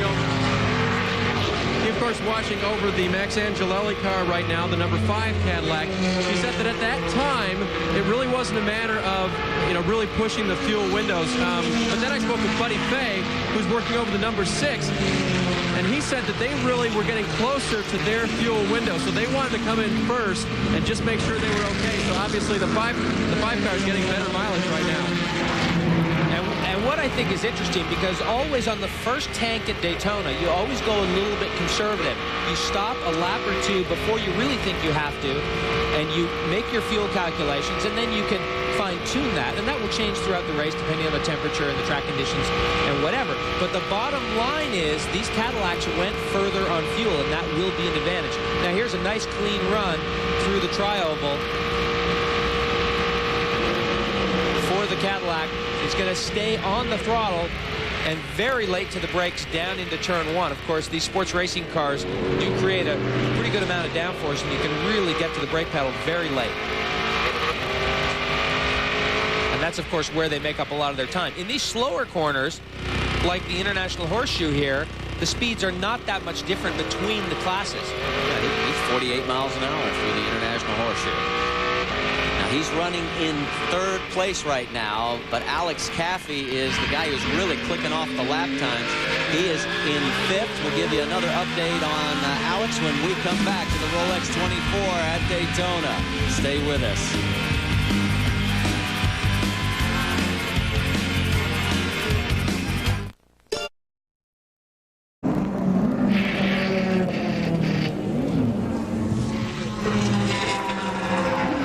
Back at Daytona, action continuing under the green, and some pit stops as well. So a lot of action. The 51 is on pit road as well. Back up top. Dick Barber Racing. That is Dirk Mueller at the wheel. He was the leader in GTU until this pit stop. That's a great battle going on with Randy Popes and also the 7 car of Dieter Kester. So after the cycle pit stops, we'll get you updated as to who will shake out with the lead. But Dirk Mueller's going to stay, and they said all along they were going to try and double shift it throughout the entire race. There's only 3 guys running that team. And there's so many of these new 911 GTRs in the field that have great driver lineups. This is just one of them, and this could be a great return to sports car racing for Dick Barber Racing. Of course, longtime fans of sports car racing would recognize Dick Barber's name. Drove quite successfully, but this would be a great return for the team. What a driver lineup these guys have. It's been 20 years since Dick was involved in sports car racing, 1980 this time. So Dirk Mueller back out onto the racetrack, trying to heat those tires up and get a little twitchy through the International Horseshoe.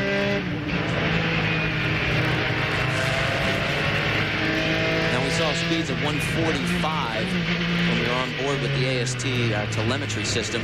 What do you think the speeds are there with GTU? Well, probably about 130, maybe 128 through that kink. Still quite fast. Don't forget, they don't have as much downforce. The tires aren't as wide, so it's just as big a ride in a GTU car. Well, tonight, don't forget, later today, more from the 4th annual Winter X Games. We've got day 2 action, 3 different installments beginning at 6 o'clock Eastern, prime time at 9:30 p.m., then day 2 highlights at midnight. So day 2, you'll see men's skier X, women's snowboarder X, and NASCAR meets motocross on snow. That's the best way to describe snowcross. For more, you can log on to ESPN.com, part of the Go Network, go.com. Action continues here, taking a look at our overall race leader, the 27. That is Didier Tays. Now, as he makes his way into the infield, it can be a treacherous section. You want to find out how treacherous? Let's go back a few laps. And here's the run up into the International Horseshoe. Look at the 58 car, locks up, coming in, passing the 88 car, and kind of he puts the body check on the 88 car. Now, these are a couple of the new 911 GT3Rs, and there are so many of these. They're being driven so hard, and that's just an indication of how hard they're being driven. This is on board with George Robinson's car, and there you see those 2 cars. You see the brake lock up. One Porsche hits the other, and you can see how he's got to go down to 1st gear. There's George there. You can see he's got to overslow the corner, go down to 1st gear, making sure that those guys don't come back in front of him. Probably the best testament to what a sports racer can do as far as stopping power. George really got on the binders quickly. And we saw that about 10 minutes ago with James Weaver, actually, when he got into that mess with those other 2 Porsches. Well, if the 58 car, that's about their 2nd incident so far here in the first 2 hours. If they keep that routine up, somebody's going to put a red flag on him to warn everybody as they come up, because that's the 2nd time he has been involved in some off-track excursions. Robinson up onto the high banking here at the Daytona International Speedway, onto the backstretch. And this is another team that has a new Reynard, and they came here in January, and they tested with the car, and they just couldn't get it where they wanted, decided to go back to the Riley and Scott for the 24-hour race.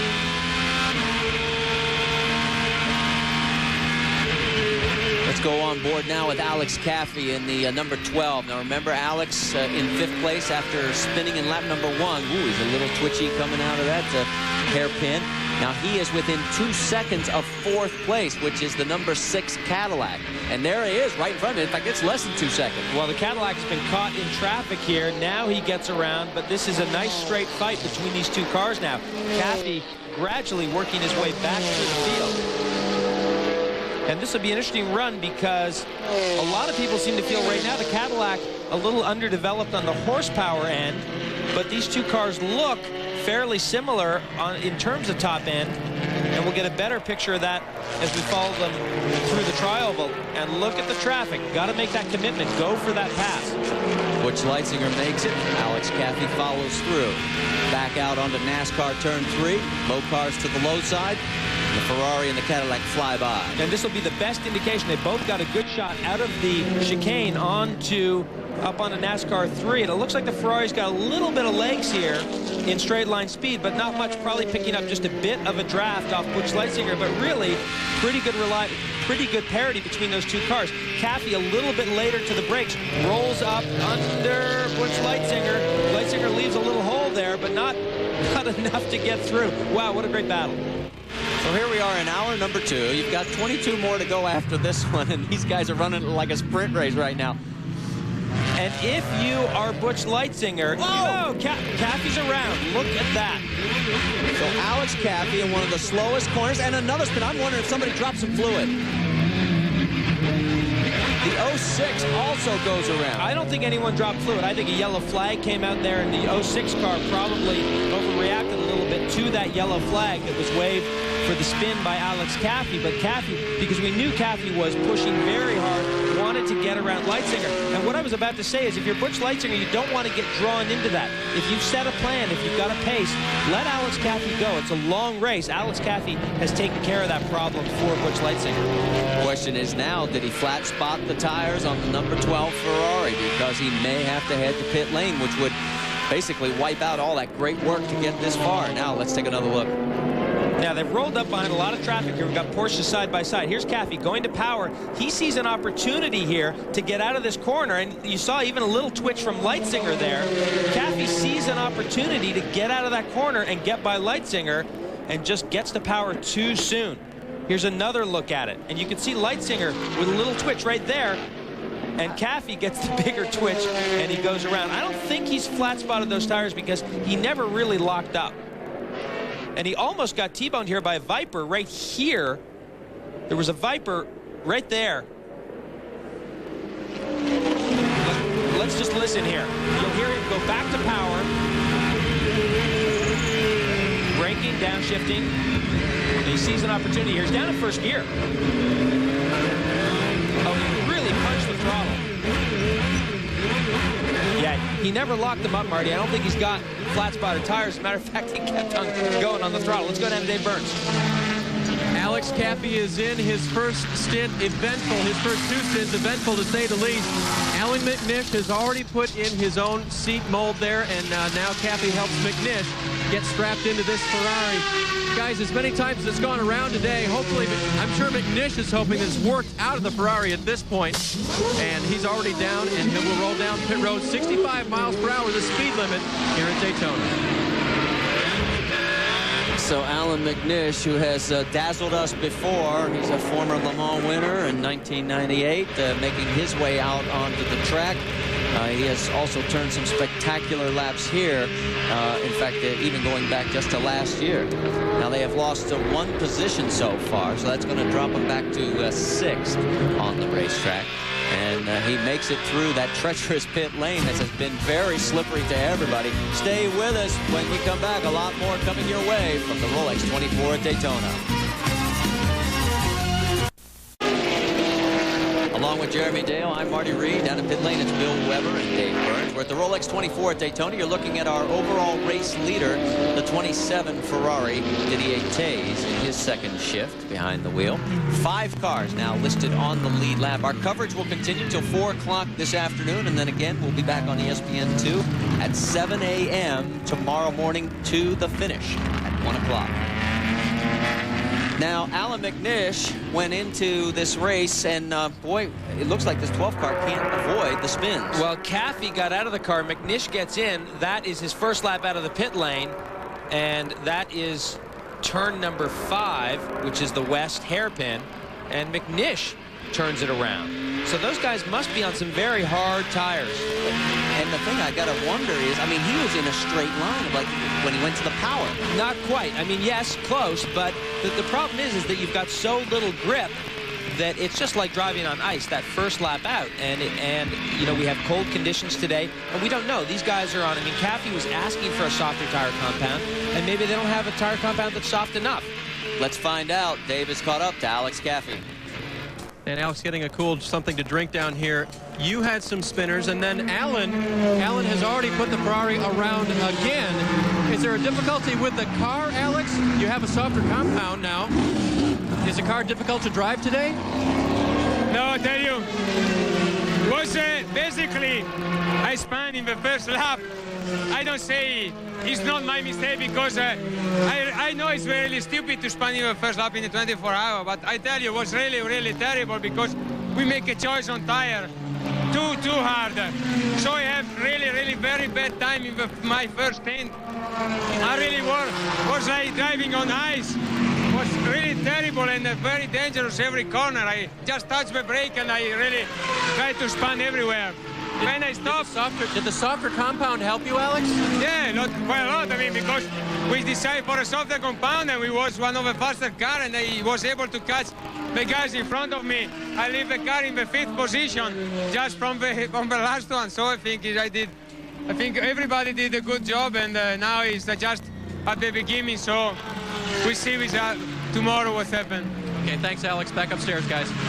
And our race leader, Didier Tays, has come in. There will be a driver change. Looks like Freddie Lienhardt is getting into the cockpit of the Lista Ferrari. Also, we get word that 31 is in as well. And yes, it looks like they will be making a driver change as well. And Lienhardt is back out onto the racetrack. And we were looking at, oh, here is Rob Dyson trying to wave down James Weaver. Let's go down to Bill Weber. And the defending champs on pit road for the 3rd time in this race. James Weaver will get out. Rob Dyson will get in. Belts already were unhooked. Weaver out in a hurry. Dyson will climb back in. They will change tires. The air jack works well, pumping fuel into the car. They'll get 4 fresh Goodyear tires. Dyson will have to adjust the seat so he has complete drive. Then he will continue. Remember, these guys had problems on an earlier pit stop, could not get the air jack to work. This team tested until the last minutes of the test session in January with the Reynard. Actually, Dyson had left the track. When he got home that night, he had a message from team manager Pat Smith that said, we're going to have to go with the Ford. We just couldn't get the Reynard to do what we wanted it to do. So that's why they only have 1 car here. The plan was to bring 2 Reynards. They had to settle for 1 Ford, a bit more conservative approach. But now Dyson gets back in, has tires, fuel. He continues on in the Rolex 24. And with all the pit stops, guess who's back into the lead? It is the 2 Cadillacs, which in the first cycle of pit stops went longer than everybody else, and they're doing it again, Jeremy. So he is making his way back out onto the track. Rob Dyson does, tiptoeing through the pit lane area. He knows how treacherous it can be. Stay with us. When we come back, we will update what is happening in the overall leaderboard in the Rolex 24. Back at the Rolex 24, side by side, the 2 Cadillacs. This is for the race lead, and looks like it's going to be Max Angelelli taking it. Or is that...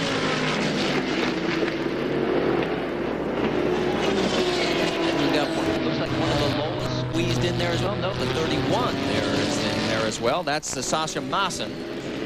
And then the 3rd car back in the line is another one of the Cadillacs.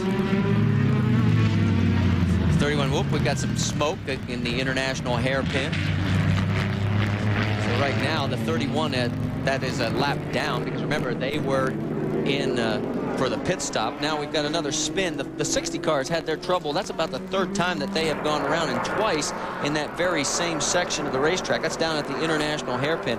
That's the Jacobs Motorsports car. Michael Jacobs, Steve Lynn, Frank Del Vecchio.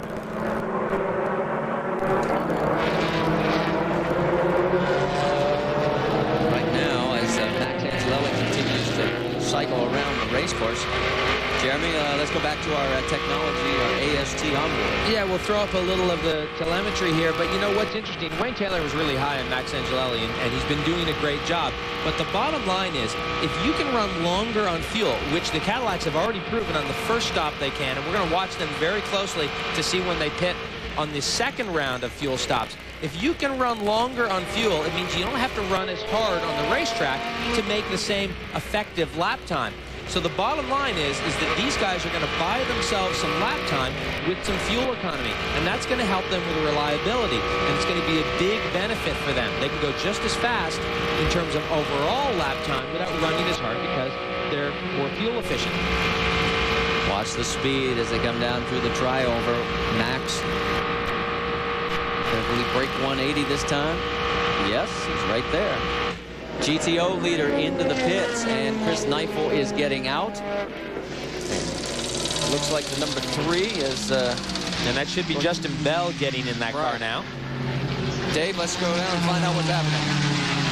Jerry's right. It is Justin Bell. Single stints only for the leader so far. So the 3-car choosing to go Ron Fellows at the start. And right after that, Chris Neifel hopped in, and now Justin Bell. Everything pretty calm down there. They changed the tires, are still putting fuel in the CR5, and Bell is getting strapped in, of course, with help from Neifel. Meanwhile, in the Ferrari camp, the 12 of Alex Cathy, and who had just jumped in, Alan McNish, they had a major problem with power to the wheels. They took off the bonnet on the back of the car. They went after the rear end to find out if they could tell anything, with McNish gesturing to them, thumbs up, thumbs down, when he had power and when he did not have power to the rear wheels. They were so frustrated after he tried to leave pit road and failed that they pushed the 12 Ferrari behind the wall for now. Up to Bill Weber. With Randy Popes, who just climbed out of the 23 Porsche, and a good run for you up until that last few laps. What happened there? Well, we finished that run in the Cranium Porsche with a flat-spotted tire. I got into turn 1 a little deep, used a little too much brake. The car's running very well.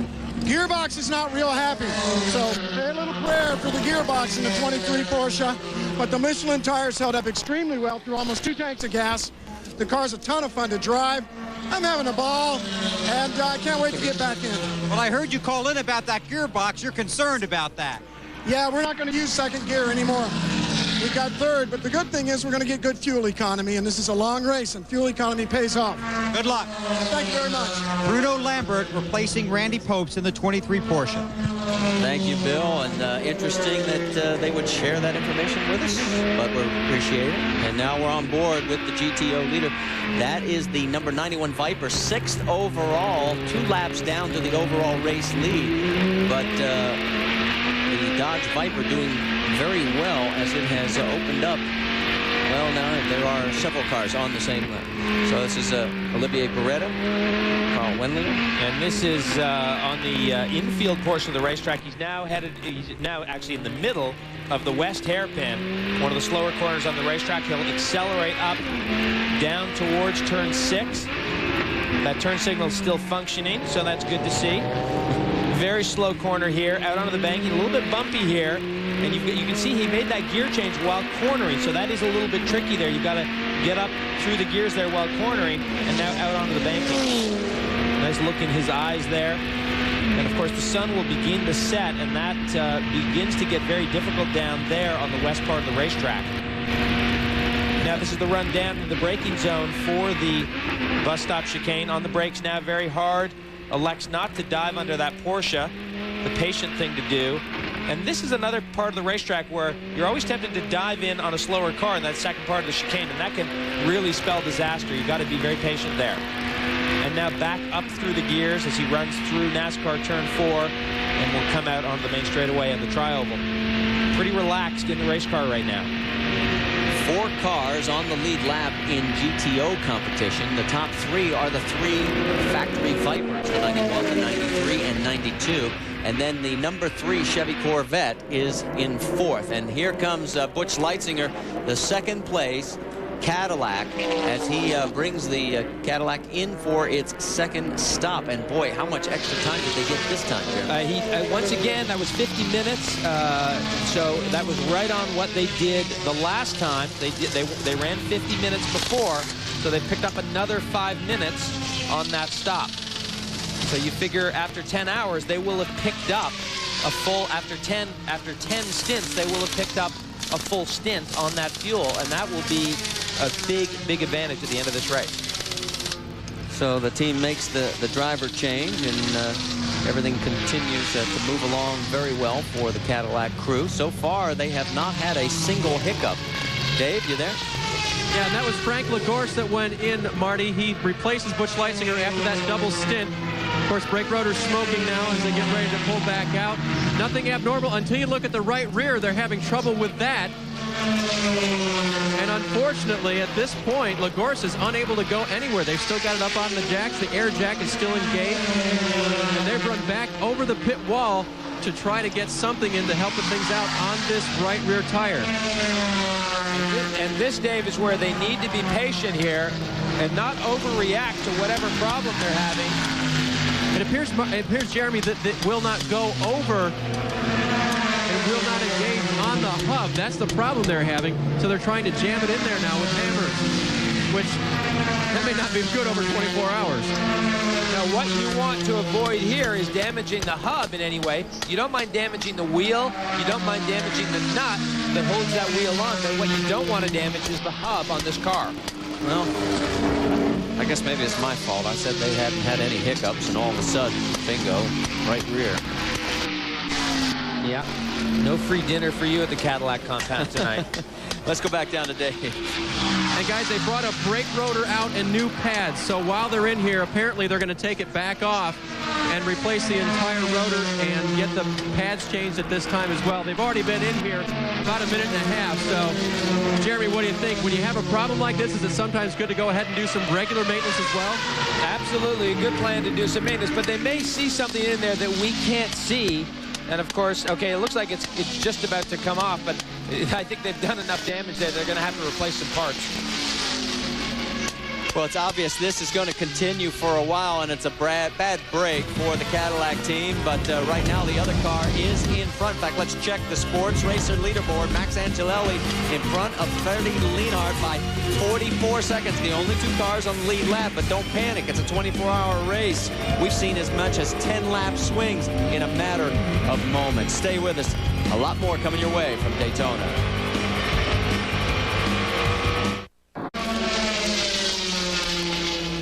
Back at the Rolex 24, where work continues on the number 6 Porsche. No, it's a Cadillac. Yes, I can read.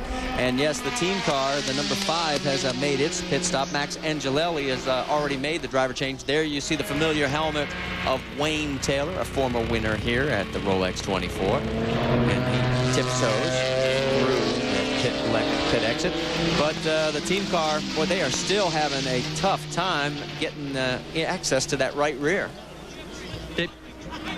Dave? Guys, I just spoke with their pits, actually had a word from Buddy Fay, who is the team manager for them, and he said a right rotor came part of the way off during that tire change, and that's what's caused all the problems. So apparently there wasn't any problem on the track. It's while they were engaging the tire change that they actually had the trouble occur. Well, and we had a shot right before the break, Jeremy, where you could see the new rotor and the wheel assembly in the tire, and it is so big. I mean, I can see why it would be jammed in there. That rotor's huge.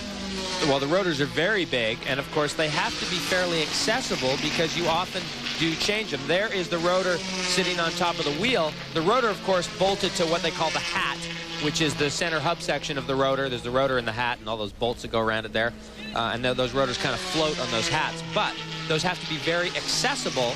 And so apparently what's happened is something's jammed up in there, and that is creating the problem for them, as the GTO leader apparently is in the pit lane. And we've got some smoke. It could be just some brake smoke from the number 91. It looks like they have made a driver change. So our GTO leader running 5th overall, 2 laps down to the race leader. And it's Dominic Dupuis getting into the car. So he has made the change, and they're back underway.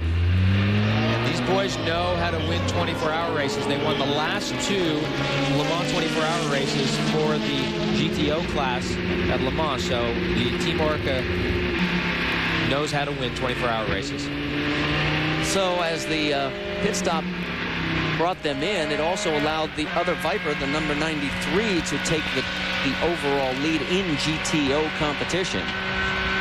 In fact, let's take a look at that board right now. In fact, we can take a look exactly and show you what happened in GTO at this stage. As the change has been made, and David Donahue and Jean-Philippe Belloc and Nye Amorim find themselves at the top of the pack in GTO, and then Marc Duez in second, Dupuis drops to third, and Bell in fourth. There you see the rest of the field of the 17 cars that make up GTO at the Rolex 24 Daytona. 22 hours and some change remaining. 7 o'clock tonight is when all the action starts with the NHL Big All-Star Weekend, and be sure to tune in for that. We're back here at the Rolex 24. You're looking at the number 27 car right now, Freddie Lienhard. They are the race leaders by 52 seconds over the number 5 Cadillac of Wayne Taylor. And, Taylor has just made the driver change. In third place is the 31. Sasha Maassen is behind the wheel there. And back on the lead lap, Rob Dyson in fourth now with the number 20 Dyson Lincoln. Sounds strange saying Lincoln, doesn't it? Sounds very strange. GTO leader, the number 93, has pulled into the pit lane. This is a regular routine stop. Nye Amorim was at the wheel. Cannot tell if they're going to make a driver change, or maybe they're making the change right now. Nye Amorim getting in. No, Belloc, I'm sorry. We're being corrected from pit lane. So Belloc in. While all this is going on, let's take a look back and see what happened to one of the Corvettes, the number 3 car, in fact. Watch out in front. This is through the very high-speed kink. Oh, big spin there. What car is that? 2 spins. Wow, great job to get that car hauled down while coming through that high-speed kink. What a phenomenal job. Justin Bell, tip of the hat, saved the car, kept them in the race. Back out onto the banking, and none the worse for wear. Doesn't even look like he had any kind of flat spot, no vibration at all. And keep in mind, when these cars are cornering hard like that, you can't just snap off the throttle and go to full brake pressure. They just don't like that. You really have to manage the car, and he did a great job doing that. I think that's why the second quarter probably spun it around. Absolutely. Rear engine and also getting on the blinders too soon. There is the race leader just going around the Corvette. That is Freddie Lienhard. And his last lap at 110 miles an hour. Now, gives you an idea how much traffic there is. Qualifying this year was well above like 126. Well, of course, the cars slow down from qualifying trim, but then when you add the traffic into that equation, you really do slow down. That is until you get Max Pappas. Well, you know, that was a bit of an exception back in '96. We'll get into that story as Max makes his first in, because that's where he really made his name here at in the U.S. at the first time he ever drove at the Rolex 24 back in 1996.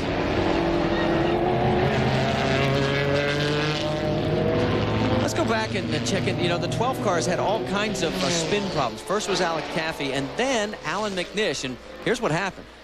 And this was coming out of the west hairpin. He goes to power as he comes out of the corner, and the car snaps around. I'm wondering if that isn't when he might have broken a half shaft, or the problem that they have may have cropped up at that moment in time, and maybe Dave can help us out with that. Jeremy Allen standing by with me, and he passed the first test here at Daytona today, which is getting off of pit road without spinning, but about 4 laps in, what happened to the car? I was coming through the fast chicane, and just as I accelerated over a couple of bumps, we lost drive. There was a pretty nasty noise from the back, and coasted because I didn't have any drive from the transmission, coasted back into the pits, and we're having to change the gearbox. So you didn't have any gears, no gears whatsoever. Did you coast in, or what did you have? Yeah, I just knocked it into neutral to try and limit the damage.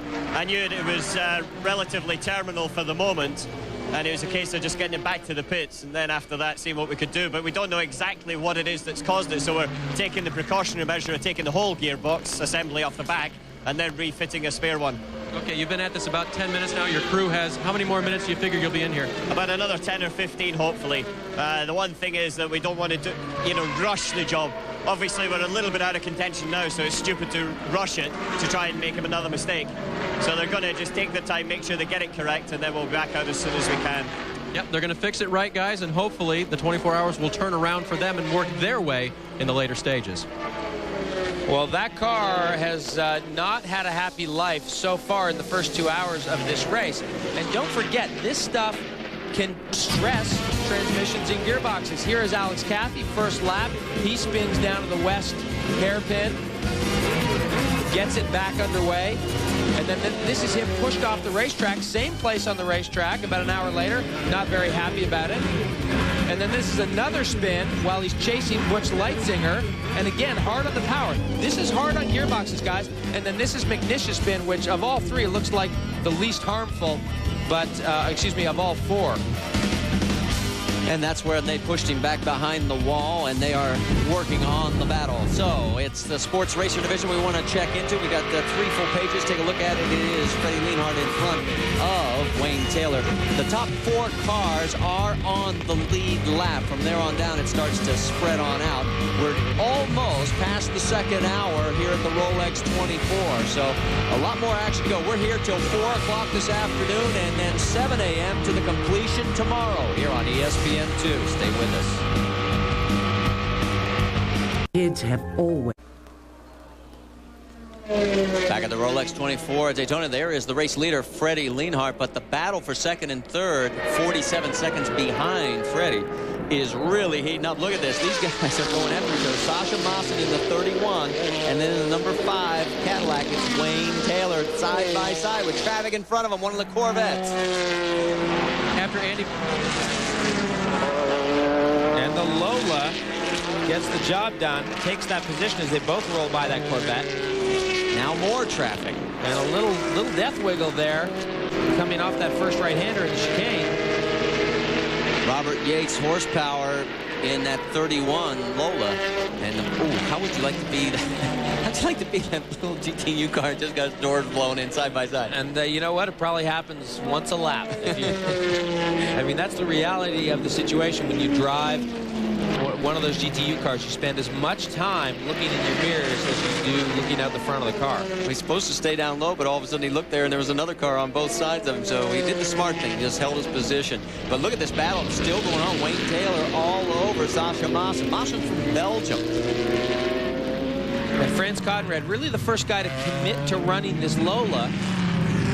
And so they've got about a year with this car, and they've got it pretty well developed. It's a very quick car. And of course, they hooked up with Robert Yates on the Ford V8, and they have had some moderate success with the car, but certainly not the amount of success they would have liked. Franz Conrad, of course, a very long-time Porsche racer, all the way over into the Super Cup, Carrera Cup, over here in the U.S. with the Porsche contingencies year after year here, and now into the sports racer division. Take a look at our all-sports telemetry, instrumentation. It's pretty tough for me to get out. Yeah, I'll let you say that. I'll just talk about how fast Wayne Taylor's going. Now, the run down of the chicane is pretty quick, but generally not as quick as the run through the tri-oval, although that can change depending on which way the wind is blowing. But you can see here about 172 miles an hour on this run down into the chicane, and more than 90 miles an hour through that first apex, and Wayne ducks down underneath that Porsche very quick through the second part of the chicane, just about 100 miles an hour. Look at that Viper in front. Wayne will catch the Viper, but not that quickly. Those Vipers have a lot of horsepower, and they get down the straightaways quite smartly. You hear him just go to top gear there, and he's still not up on that Viper. And he should have no problems dusting him off in the braking zone here. There he goes. And we've got a crash on the infield. Whoa, this one looks pretty wicked. The front nose, the back wing, and I cannot make a number out on the side of the car, although the driver is moving. In fact, he's trying to get the car moving. It is the Spice, the 47 Spice. So, it is the Race Star Flowtech. John Thomas, Todd Valancourt, and Ian James. Those are 3 Florida drivers, and they were well down into the field. He's got some radiator problems, that's for sure. Well, he's knocked the nose off that car, and if he drives it back out on the racetrack, he's going to put all that water out on the racetrack. And of course, he's going to blow the motor anyway because you're going to overheat it. So what they really need to do is just park that thing, which is what he's going to do, which is the smart thing. And if you're going to fix it there, but don't drive it out on the racetrack, please.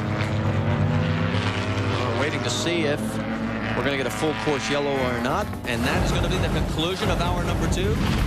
We now begin hour number 3 at the Rolex 24. Let's take a look at the rundown. Overall, it is Freddie Lienhard up front, and then the 31, the 5, and the 20 are all on the lead lap. In GTO, the 91 car, Dominic Dupuis, in front of the Corvette with Justin Bell at the helm. Then as we look on down through the field on the second page, we'll try and pick up the GTU leader, who is having problems with second gear.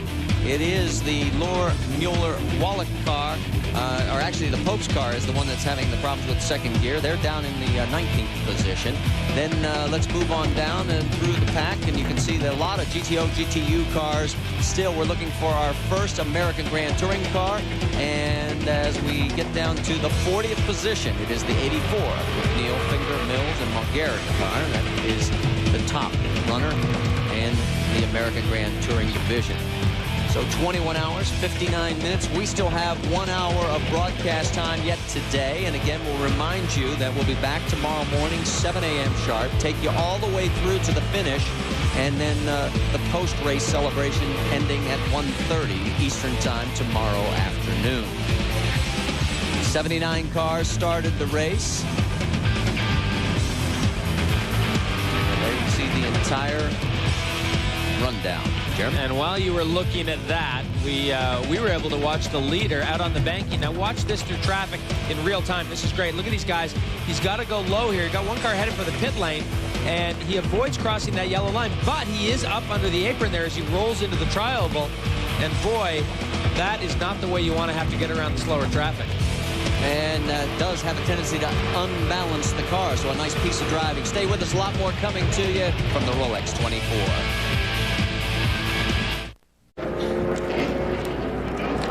Running fourth in class, the number 4 Corvette driven by Andy Pilgrim comes in. He has run a double stint. He climbs out of the car, and Kelly Collins gets in the car. Welcome back, folks, to the Rolex 24 here at Daytona International Speedway. And the 4 car also getting 4 fresh Goodyear tires on there. Now, I spoke with Kelly before he got in and asked him if there was anything that he had been told by Andy about jumping into the 4. Any problems? The tires were the only issue. They had the softest compound on the car that Goodyear brought to the Speedway this weekend. 1 minute and 3 on that stop, so not bad. 1 minute and 3 to get him in and out of here. But anyway, the softest compound on the car, and they're still having to be very, very careful. So the cool temperatures, guys, definitely having a factor here today. Let's go up to Bill Weber. Well, the 23 Porsche is 4th in class and 19th overall. That's the car Randy Popes was driving when we talked to him about 20 or 25 minutes ago. Remember, he thought they were having a gearbox problem. He said they wouldn't be using second gear. Well, Bruno Lambert got in that car a few minutes ago. He radioed in saying he's getting beat badly coming off the slow turns because he absolutely has no acceleration.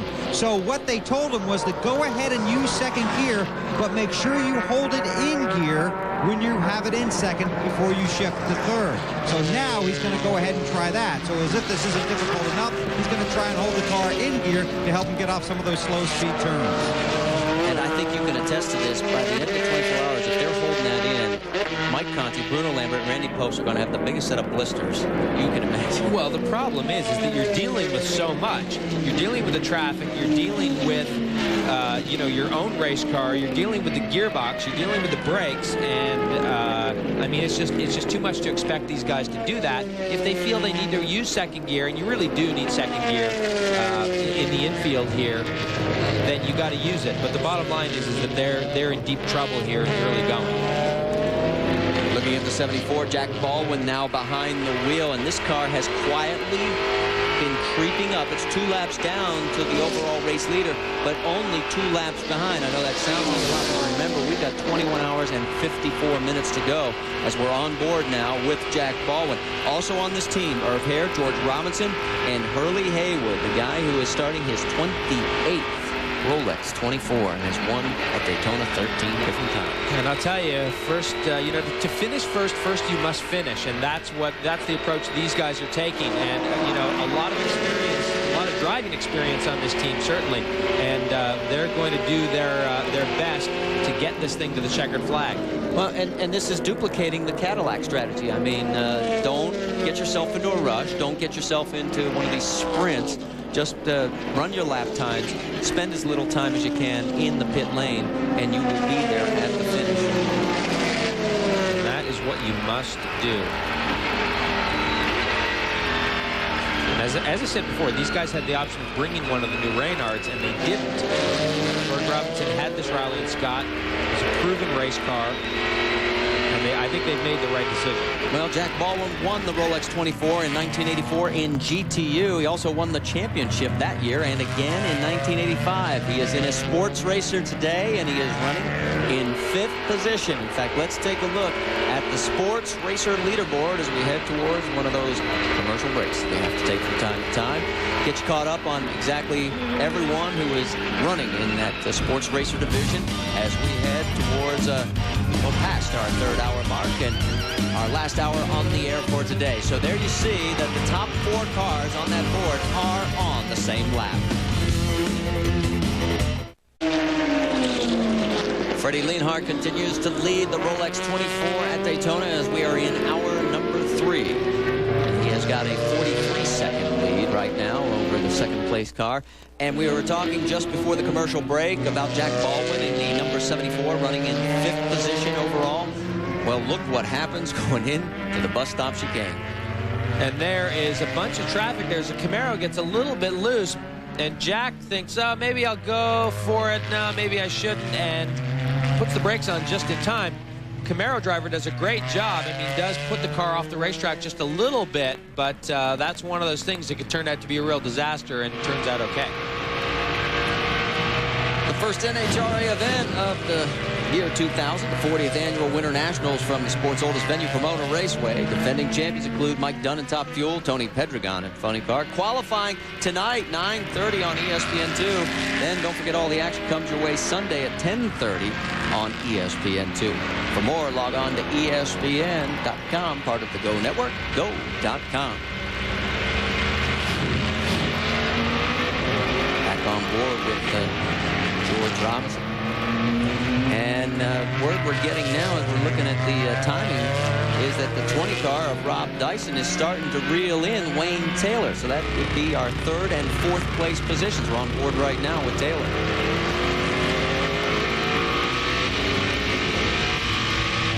And down towards turn 6. And I don't think the Cadillac guys are in any hurry whatsoever. The team car has left the pits. It left the pits quite some time ago, so they got that problem solved. And now it's the long haul back through the field. This car sitting 3rd overall, 50.9 seconds. There's the Dyson car, the car with the blue tail on it. One of the Ferraris behind it there. Let's see which Ferrari that was. Dyson is about 15 seconds behind Wayne Taylor right now, but has been whittling away at the margin. Well, that is the Lista Ferrari. See that? That's the Lista Ferrari, the number 27 car. So Dyson trying to stay on the lead lap right now. The Ferrari trying to put that Dyson machine a lap down. You're right, Jeremy. Freddie Lienhart is closing on Rob Dyson. So we may only have 3 cars on the lead lap here in the not-too-distant future. Serial scoring in the upper left-hand portion of the screen. We'll watch this, see who comes off. Whoa, that's going to hurt Dyson. Well, that kills your momentum for sure. And here goes the Ferrari up around the outside. Bye-bye. And you are down the lap, Rob Dyson. Now, according to what we're hearing from the pits, he's got about another 9 minutes or so in his stint, Rob Dyson does, and then he would be heading for a pit stop and probably a driver change. And as I said before, what you'd like to do ideally is get every single driver in the car in the daylight hours. You don't want to force a guy in for his first stint when it's dark. It's not as big a deal nowadays because they do have pretty good lighting here at Daytona. They've installed some very impressive lighting for the night race in July, for the Winston Cup race, but you'd rather get everyone in the daylight. Well, and let's talk about strategy here. I mean, I know Rob Dyson owns the car, but why not put Max Pappas in second? We haven't even seen him in the car yet. Rob Dyson owns the car. Okay.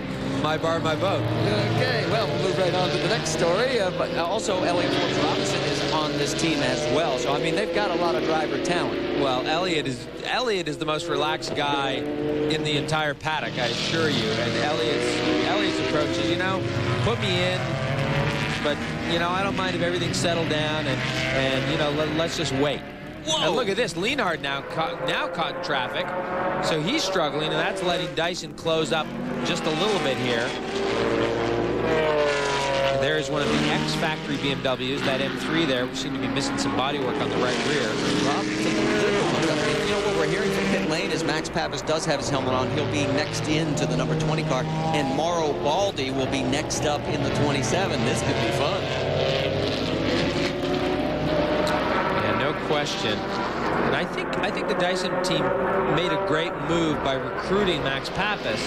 Max, of course, missed winning the race in '96 by just a hair, beaten by Wayne Taylor in his Oldsmobile-powered Riley and Scott that year. Did you see? That car had to know that Dyson was there. Well, this is what you get in. I mean, this is every lap, and we followed these guys now for a lap. Look at Rob Dyson right up the inside there, forced into making that move. He took 4 cars and then gets real loose. But you know, it's not very often in this kind of coverage that we stay with one car for more than a lap at a time. And now we've been with these guys for about a lap and a half. And I assure you, none of that is unusual. That's what you deal with just about every lap, as the leader now heads down on to pit lane. So Freddie Lienhard is coming your way, Bill Weber, and it sounds like, from what you've told us before, Mauro Baldi is going to be getting ready to climb in. So, Bill, it's all yours. Well, we'll have to wait and see if they do indeed make a driver change here as the Lista Ferrari comes down pit road 65 miles an hour, then to a stop, belt still tight. Freddie Lienhard will stay in the car, raises the visor. He'll get 4 new Michelin tires. From the time we got here on Thursday, the one thing all the drivers have talked about is the traffic on the racetrack. They've also talked about the difference in talent in some of these classes. So not only are you racing the cars, but you're racing the individuals in each car. It's been a challenge for the fast guys, especially the Cadillac on the tri-oval. Freddie waiting for the green from his crew. He's down and he's back out on pit road and heads back out on the racetrack. They should come out together. 65-mile-an-hour speed limit on pit road, and you better get it a lot slower right there. Now let's watch for the Cadillac to go by, and I think they may have already made it, can't tell. He's already gone by, so the Cadillac has gotten around. And the car that is in the lead now, the Cadillac went by, but so did the 31 car, the Lola, the Ford-powered Lola. Oh, boy, that Porsche looked like he was headed off the racetrack. Sasha Maassen is now your race leader, and then Wayne Taylor has moved into 2nd place. Freddie Lienhard falls back to 3rd, and the big news for Rob Dyson's team is he's back on the lead lap, albeit probably about 45 seconds, 50 seconds behind.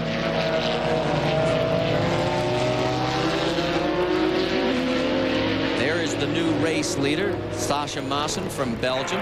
He's got one of the non-factory backed Vipers to deal with, gets around it. Meanwhile, look, there's Mad Max sitting on the wall, thumbs up. Hello, Max, good to see you again. You know what? He was quoted in the paper this morning. He says, I'm not worried about how much I get paid for this one. I just want to drive. He says, this will always be one of my favorite spots to race in America. And as you said earlier, there's no question that Max Pappas made his reputation in North America with his performance in the 1996 Rolex 24 in the Momo Ferrari. Just a phenomenal performance, and that was really what led him into champ cars and the success that he's enjoyed. So the Lola is coming in. The 31 is heading down to your way, Dave. And what a great day so far for the Franz Conrad-led team. Conrad will not get in the car this time. Sasha Maassen will stay in for a double stint. That's exactly what Jan Lammers did at the start of the race. So now 2 drivers only have had the seat of this Ford-powered Lola, and they're going to put fuel in the car. And we hear the Cadillac is coming in now, too. Of course, Sasha Maassen has to give up the lead to do this, but he'll be well within the lead lap when he comes back out. So this a little bit of an early stop for the Cadillac. Wayne Taylor is staying in the car. I wonder if they might have something going on. It really makes me wonder, because those guys are not putting those tires back on. So do they need a brake pad change? Are they having brake rotor problems? 31 looks like it's just about ready to leave, but they're having a close look at the right front on that sports racer of Wayne Taylor. Now that right front's going back on. Well, did he change brake? I mean, they got all kinds of smoke coming off those brakes. Mawson's still in. Now he finally gets back out onto the racetrack. It's going to put Freddie Lienhard probably back into the lead now. And I believe the car that was leaving with the Lola Ford of Mawson was the Alan McNish car. Now, this does not look good. The engine cover comes off the Cadillac. Well, they're having a problem with the right front. They're also taking the engine cover off at the rear of the car. So now a problem for Wayne Taylor. Well, we would only be speculating at this point. There's so many things that can go wrong. Of course, they're spinning those rear wheels, which leads you to believe maybe he's got some kind of drive problem, but on goes the bodywork. Maybe they're going to send Wayne back out. Hard to know. We'll have to gather some information there. We've just gotten the word. You're right, Jeremy. The 12th car is back out on the racetrack. Alan McNish after the gearbox change. Dave, you got more? Marty, when you have a two-car team, you try to learn from the one if you're having problems. When the 6 car had the rotor problem on the rear, they wanted to make sure and check the 5 to make sure they weren't having similar difficulties on it. They wanted to go underneath and take a look at everything to make sure the rear end was intact and wasn't having similar signs that the 6 was having. Well, again, Jeremy, this goes back to their strategy of just taking it easy, making sure that everything they're doing, they're learning from. And I'm still intrigued by, I guess we want to watch that speed limit kind of closely, don't we, going down pit road. Yeah, but watch how slow he goes through the corner here. Well, this corner, look at how tight it is. It's essentially one lane, and then there's a barrier coming up right here on his, look at the barrier right there. 30. But I'm still intrigued about this car and why they stopped so early, because according to my watch, that was very much out of sequence, that stop. And so they essentially gave back all that they had gained on the previous 2. So that intrigues me. Rob Dyson is pulled in. Bill? And very carefully down pit road at 65 miles an hour. Max Pappas does climb in. Dyson will help him buckle up. Just to give you an idea, when James Weaver started this race in this car, lap time's about 1 minute and 43 seconds. That's when Pat Smith told him to slow down to 44 or 45. The last lap turned by Dyson, 149 and change. So they were losing a few seconds late in the run there. As we've talked about throughout this broadcast, this is the race that made Max Pappas a household name in racing. They need to make up some time here. We'll see if Max decides this is the time for that, or if they will continue their conservative strategy. They've got 4 Goodyear tires, a fresh load of fuel. He will reset the fuel, turn on the headlights, and get the heck out of here is the instruction from Pat Smith. We clean that up a little bit. Thanks, Bill. Word we're getting may be that the number 12 car of Alan McNish, just getting back out on the racetrack, may have had some contact with another vehicle out on course. We're keeping our eyes out. And look at the left front. So the report is accurate. Well, so they put a gearbox in, and now they're going to put a left front corner on it. So this team has had a myriad of problems. Let's take a look at our sports racer overall leaderboard with 21 and a half hours remaining. You know, I played. Back at the Rolex 24 at Daytona, we're with you for just a little more than another 40 minutes. You're looking at race leader. That was Freddie Lienhard, and now the number 12 of Alan McNish is trying to go behind the wall for a second time. So they spent about 25 minutes changing the gearbox. Now, they're going to do the work on the front side of the pit wall. But they could have another 20-minute plus repair once they take the front cover off and take a look at the damage down in the left corner. We don't know exactly what Alan hit. Dave? Well, and I asked John McLaughlin, and he said, guys, they've hit about everything else. This time they got the wall. John didn't know exactly where, but he said that Alan actually tagged the wall with this Ferrari. And as I say, they've hit the variety of things that can go wrong here at the Rolex. Now they've had contact with a hard concrete on this big oval. Well, one of your Dale Dockett's keys to the race will stay out of the pits. These guys have had an eventful race, and I was really with the platform these guys had, which is a proven platform in this Ferrari, with the team management they had, and with the driver lineup they had. I really thought these guys had as good a shot as any other team in this race to win this 24-hour race, and they have just created most of these problems for themselves. And I mean, you know, that's the bottom line. Now, the gearbox we don't know, but we go back over, you know, the things we talked about earlier, avoid mechanical problems, the crisis management. These guys have had plenty of crisis to manage, and they're probably getting fatigued because they've been managing so many problems. The traffic, we've already seen a lot of traffic issues on the racetrack, and the cold temperatures are yet to come. Yeah. And you know what? What really interests me and what's going to be intriguing over the night, we've already heard from Dave Burns in the Corvette pit. They're on the softest compound already, and they're saying they're skating out there. We go down into the mid-30s tonight. It really will be like an ice rink. Dave? Guys, you said something about the new team this year, Jeremy, and everything here. Let me just point out real quick on the front of the Ferrari here, they're working pretty feverishly, but there's power steering up here for the first time. This is one of the first ever Ferrari 333 SPs to have the power steering. So they even had a new weapon to go with this year. Those two bubbles that you see in the carbon fiber on the front, that's actually how they made room to put the reservoir and the motor on the front of this Ferrari. So Alan McNish not only had a great team, great backing, and a great car, but he had a brand new power steering system that makes it a little bit easier to drive, and I can't believe how many years they've been driving him here without it. Well, take a look at the serial scoring. In lap 15, they had moved back up to 8th. Remember, they were dropped all the way back to 79th on the first lap with the spin. Then lap 60, 63rd, then 69th, and it's getting pretty grim again. Bill, it looks like 74 is in. You there? Yep, and this is a quick stop by standards in this series. Just 4 tires, no driver change, waiting to top off the fuel. Now they're going to wait just a second here and check the left side, make sure the left rear tire is tight. Also waiting just up pit road for the 23 Porsche, the second car in GTU to pit.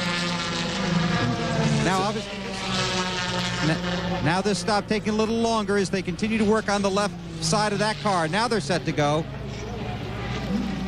Car refires, headlights on, and they pull away and return to the race. So Jack Baldwin stays behind the wheel. We go on board. Remember, the speed limit 65, but you saw from our AST telemetry that in that pit exit area, that corner is a 30-mile-an-hour corner, and it's still very slick. So Jack is making his way through there right now. We're making our way towards the 4 o'clock hour, just a little more than 30 minutes away. Pit stop coming for the Corvettes. Stay with us. Back at the Rolex 24 at Daytona, that is Jack Baldwin going through the international hairpin, and 1 lap to go, Jeremy. We had a bit of a problem. We'll get to that in a second. Let's go to Bill Weber first. Well, Bruno Lambert has limped his way literally back to pit road, first complaining about no fuel pressure and then no power, all the way back in the chicane on the backstretch. He was second in class when these problems developed. He was preparing to pit. This car running 14th overall in this race. He did get back here. Remember, they have talked about a fuel pressure pickup problem earlier. They also have the gearbox problem where he has to hold the car in second gear. They sprayed the windshield. They haven't wiped it off. He might use wipers for that. He's got fuel. He's got 4 fresh tires, and the defending race winner in this class returns to the track. We'll see if his problems continue.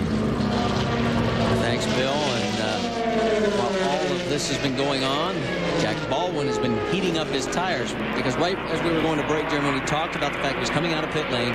He was on cold tires, and here we go. And this is that first lap out, and he's come under a slower car here. And this is about the point where he's starting to go back to power, roll in a little bit here, go for a bit more, a little bit too much, and around it goes. Fortunately, never got off the racetrack and didn't do a lot of damage. Go on board. Let's just listen here. He's going very, very slowly here. Listen right here. I mean, he didn't hammer it. Oh, he certainly didn't hammer it. That gives you an indication. Now imagine if it's this bad early in the race, imagine what it's going to be like tonight, leaving pit lane and those first couple of laps out of the pits. We may have to station a camera right there at the International Horseshoe the entire night, because I have a feeling that between there and the exit to pit lane, it's going to be Spin City. So there's Jack Baldwin going through again. Now he's got the tire temperatures up, and he's underway, doing very well. It's amazing what good hot tires will do for you. It definitely helps. One of the Cadillacs got a peek at right in front of Jack Baldwin, and it is the 6th. And they are several laps down. They spent a lot of time in the pits. Well, the bottom line is you're going to spend some time in the pits. I'll tell you, he's running the car pretty hard right now. You're going to spend some time in the pits, and, you know, it's going to affect everyone. No one is going to have a trouble-free run. The point is, you get your problems fixed, you get back out on the racetrack, and you try and have a clean run from that point on.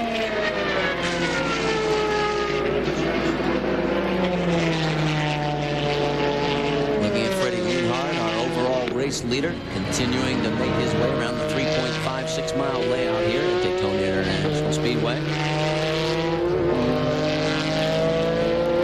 Reminder, we'll be going off air here in about 29 minutes, but tomorrow we come back on ESPN2 at 7 a.m. and we'll be here through the finish until 1:30 in the afternoon. Through the pink.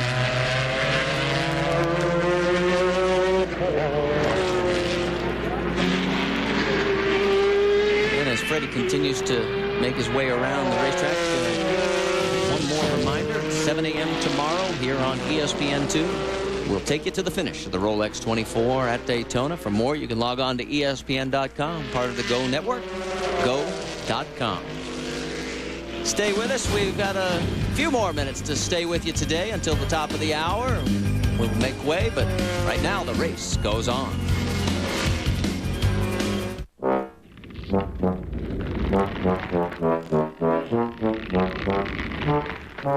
Headed with tire dealers who leave you hanging? Looking for more performance from your tires?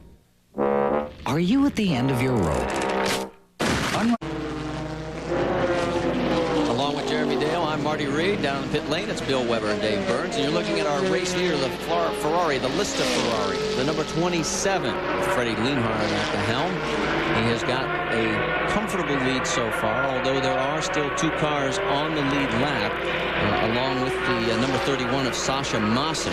Then 1 lap down in 3rd, it is the number 20 of Max Pappas. In 4th, it's the number 5 Cadillac, and Wayne Taylor's at the helm there. And then in 5th place, 3 laps down, is the leader in GTO. The number 91 has moved into the top 5 overall, the Dodge Viper. Olivier Beretta, Carl Wendlinger, and Dominic Dupuis. Take a look at the sports racer division, and we already ran through the top 4 positions, and then you can see the 74 car and through positions 10.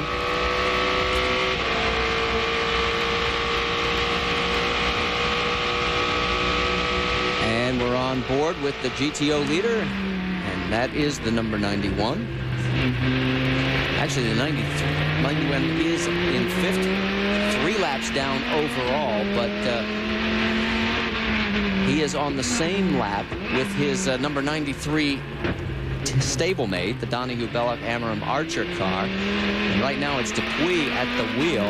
Then 1 more lap down is Mark Duez and Bossi. Bossi's at the helm right now. Then the Corvettes are running in 4th and 5th, and they are a lap down to the GTO leader as well. Now let's move down to GTU, where the number 51 machine is the Porsche R3R. Dirk Mueller, Lucas Lohr, Bob Wallach in control right now. They have a full lap lead over Uwe Altzen and the Hausman brothers.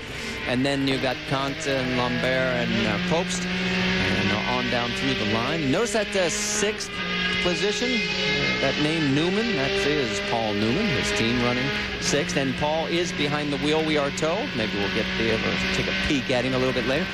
Now, the American Grand Touring Division had 6 cars start. There is the race leader in that division. That's the Chevy Camaro of Andy McNeil, John Finger, Doug Mills, and Rick Mulgary. And they're in for a regular pit stop, and they are making a driver change. And right now, you can take a look at the overall positions. The 09 started out on the pole in that division, has dropped back to third. Now, word is the GTU leader has come into the pits, and yes, there they are. It looks like they will be making a driver change on the 51. We'll have to wait to see who goes in. That looks like that is Lucas Lohr. And Lucas, the 20-year-old phenom, I mean, he won the European Karting Championship at age 14. And that's all of Europe, folks. That's not just one state or province. That is the entire continent. And obviously caught the eye of Porsche. He is on a 2-year factory contract, as is Dirk Mueller, both of them from Germany. It is Lucas's first visit to the U.S., first time he's ever raced at Daytona. It's pretty interesting driver lineup in terms of experience and youth and kind of bridging that whole gap is Mueller. But what's also interesting about this is the return of Dick Barber Racing, and you know, everyone involved in this team is so excited about what they're doing. They were surprised to be on the pole. I'm not sure Dirk Mueller was surprised they were on the pole. Mueller very, very good in the car. Well, as he makes his way back out onto the racetrack, we're going to have to make our way to a commercial break. Time is running out on our coverage today. We've got about 20-plus minutes remaining, but we'll have a lot more when we come back to the Rolex 24. Action continues at the Rolex 24, and right now the action is on pit road. The GTO class leader, the 91 Viper, has just pitted. A routine stop. Olivier Beretta, who started this car, has climbed back on board. He's got 4 tires and fuel and heads back out on the track. And his Viper's running 1, 2, and 3. Right now in this class, they're running 5th, 7th, and 8th overall. His team cars are expected to follow him on the pit road shortly. Back up top to Martin Reed. So Beretta makes his way back out onto the racetrack, and he'll tiptoe through that 30-mile-an-hour corner. And while he's doing that, making his way off of pit lane, let's catch you up to what has happened up to this point in the race as we go back and check in with our number 1. First off, bad start for Alex Caffey. Opening lap of the race, he spins the Ferrari. It was a sign of things to come. Watch the Viper of Tony Seiler. He takes it off course, manages to get back on track. Then Stefan Johansson, watch the piece of the hood just fly off, and then later debris snaps the suspension, sending him to the pit lane, and they would be in the pits for a long time as the crew would have to replace the parts. They are back out on the course now. Then in hour number 2, close call here for the Dyson car and also for one of the Vipers with Donahue on board. Look at the race leader at that moment tiptoe through. Then here was another close call for Caffey as he gestures a familiar sign that we all know. And then the 57 car sliding off at the bus stop chicane. Sliding was the key word of the day because tire temperatures, when you come out with cold tires, this is the problem that you're having as you go round and round and round. That is the 12th Ferrari one more time. Then the last one, before they went in for repairs because the actual car broke, they lost the transmission at this point. McNish was at the helm. He takes it behind the wall. 25 minutes later, as we moved into hour number 3, McNish brings it back out and proceeds to hit the wall. So now they are behind the wall again doing more repairs on the number 12 Ferrari. So as work continues, and we've got another problem out on the race course, the number 69 Porsche. O'Rourke is the driver in this one. That's Steve O'Rourke from London, England. This is the EMCA Racing Porsche. This is in the GTU division. And he is going to try and limp his way back out. I understand that you're into rock and roll, aren't you? Somewhat. They tell me he's the manager of Pink Floyd. Well, that may be correct, and he may have, you know, picked up. Oh my. Well, this could be a very good reason for a full course yellow. There's no reason to send anyone out there during green flag racing to clean that up. And boy, has this Porsche got a long way to go. And I think Dave can update us on the Cadillac situation. Marty, actually, Jeremy, I pulled back the Pirelli tire and the wheel assembly off of the number 6 Cadillac. This came off of the right rear. Now, this is the brake rotor. It has nothing really to do with the problem here. Normally, when you pull the brake rotor off, or as it were, take the tire off, the brake hat comes with it. That's the brake hat right there. It did not come with it. These lugs are attached to the wheel, and somehow the assembly got loose and they fused themselves in there. So when they tried to pull the tire off, it wasn't going to go anywhere. They had to release all of these nuts all the way around the brake rotor, the brake hat, to pull it away from the brake rotor before they could get the tire off. And then you remember the second Cadillac took off the back end just to make sure everything was working okay. And this was the problem that they were trying to avoid. So you can see that these are all fused together, not like they should be. Let's go up pit road to Bill Weber. Well, the Viper pit's very hectic. I'm not exactly sure this is what you would want to happen, but both the 92 and the 93 pitted almost simultaneously. In fact, the 92 car actually had problems finding its stall, had to be pushed back into place. Tommy Archer has climbed back aboard of that. The 93 car directly behind it has to back up to try and clear the 92. Meanwhile, the course goes full course yellow for the incident we showed you just a moment ago. They continue to work on the 92 car. Remember, these Vipers have been running 1, 2, and 3 in their class, leading the Corvettes, which are running 4th and 5th in their class. Archer sits in the seat, waiting for the command from his crew to leave. Waiting on fuel now. The Cadillac roars by as the 92 Viper sits on pit road. Now the fuel's in, they drop the car, it refires, and Tommy Archer spins the tires and continues on in the Rolex 24. And only our second yellow of the day, and it may be involving our leader as well, because let's go back while all this was going on. Take a look at the 27 car, Jeremy. And the 27 car, of course, is the leader. And look at that, getting into the throttle too soon coming out of the International Horseshoe. Now that's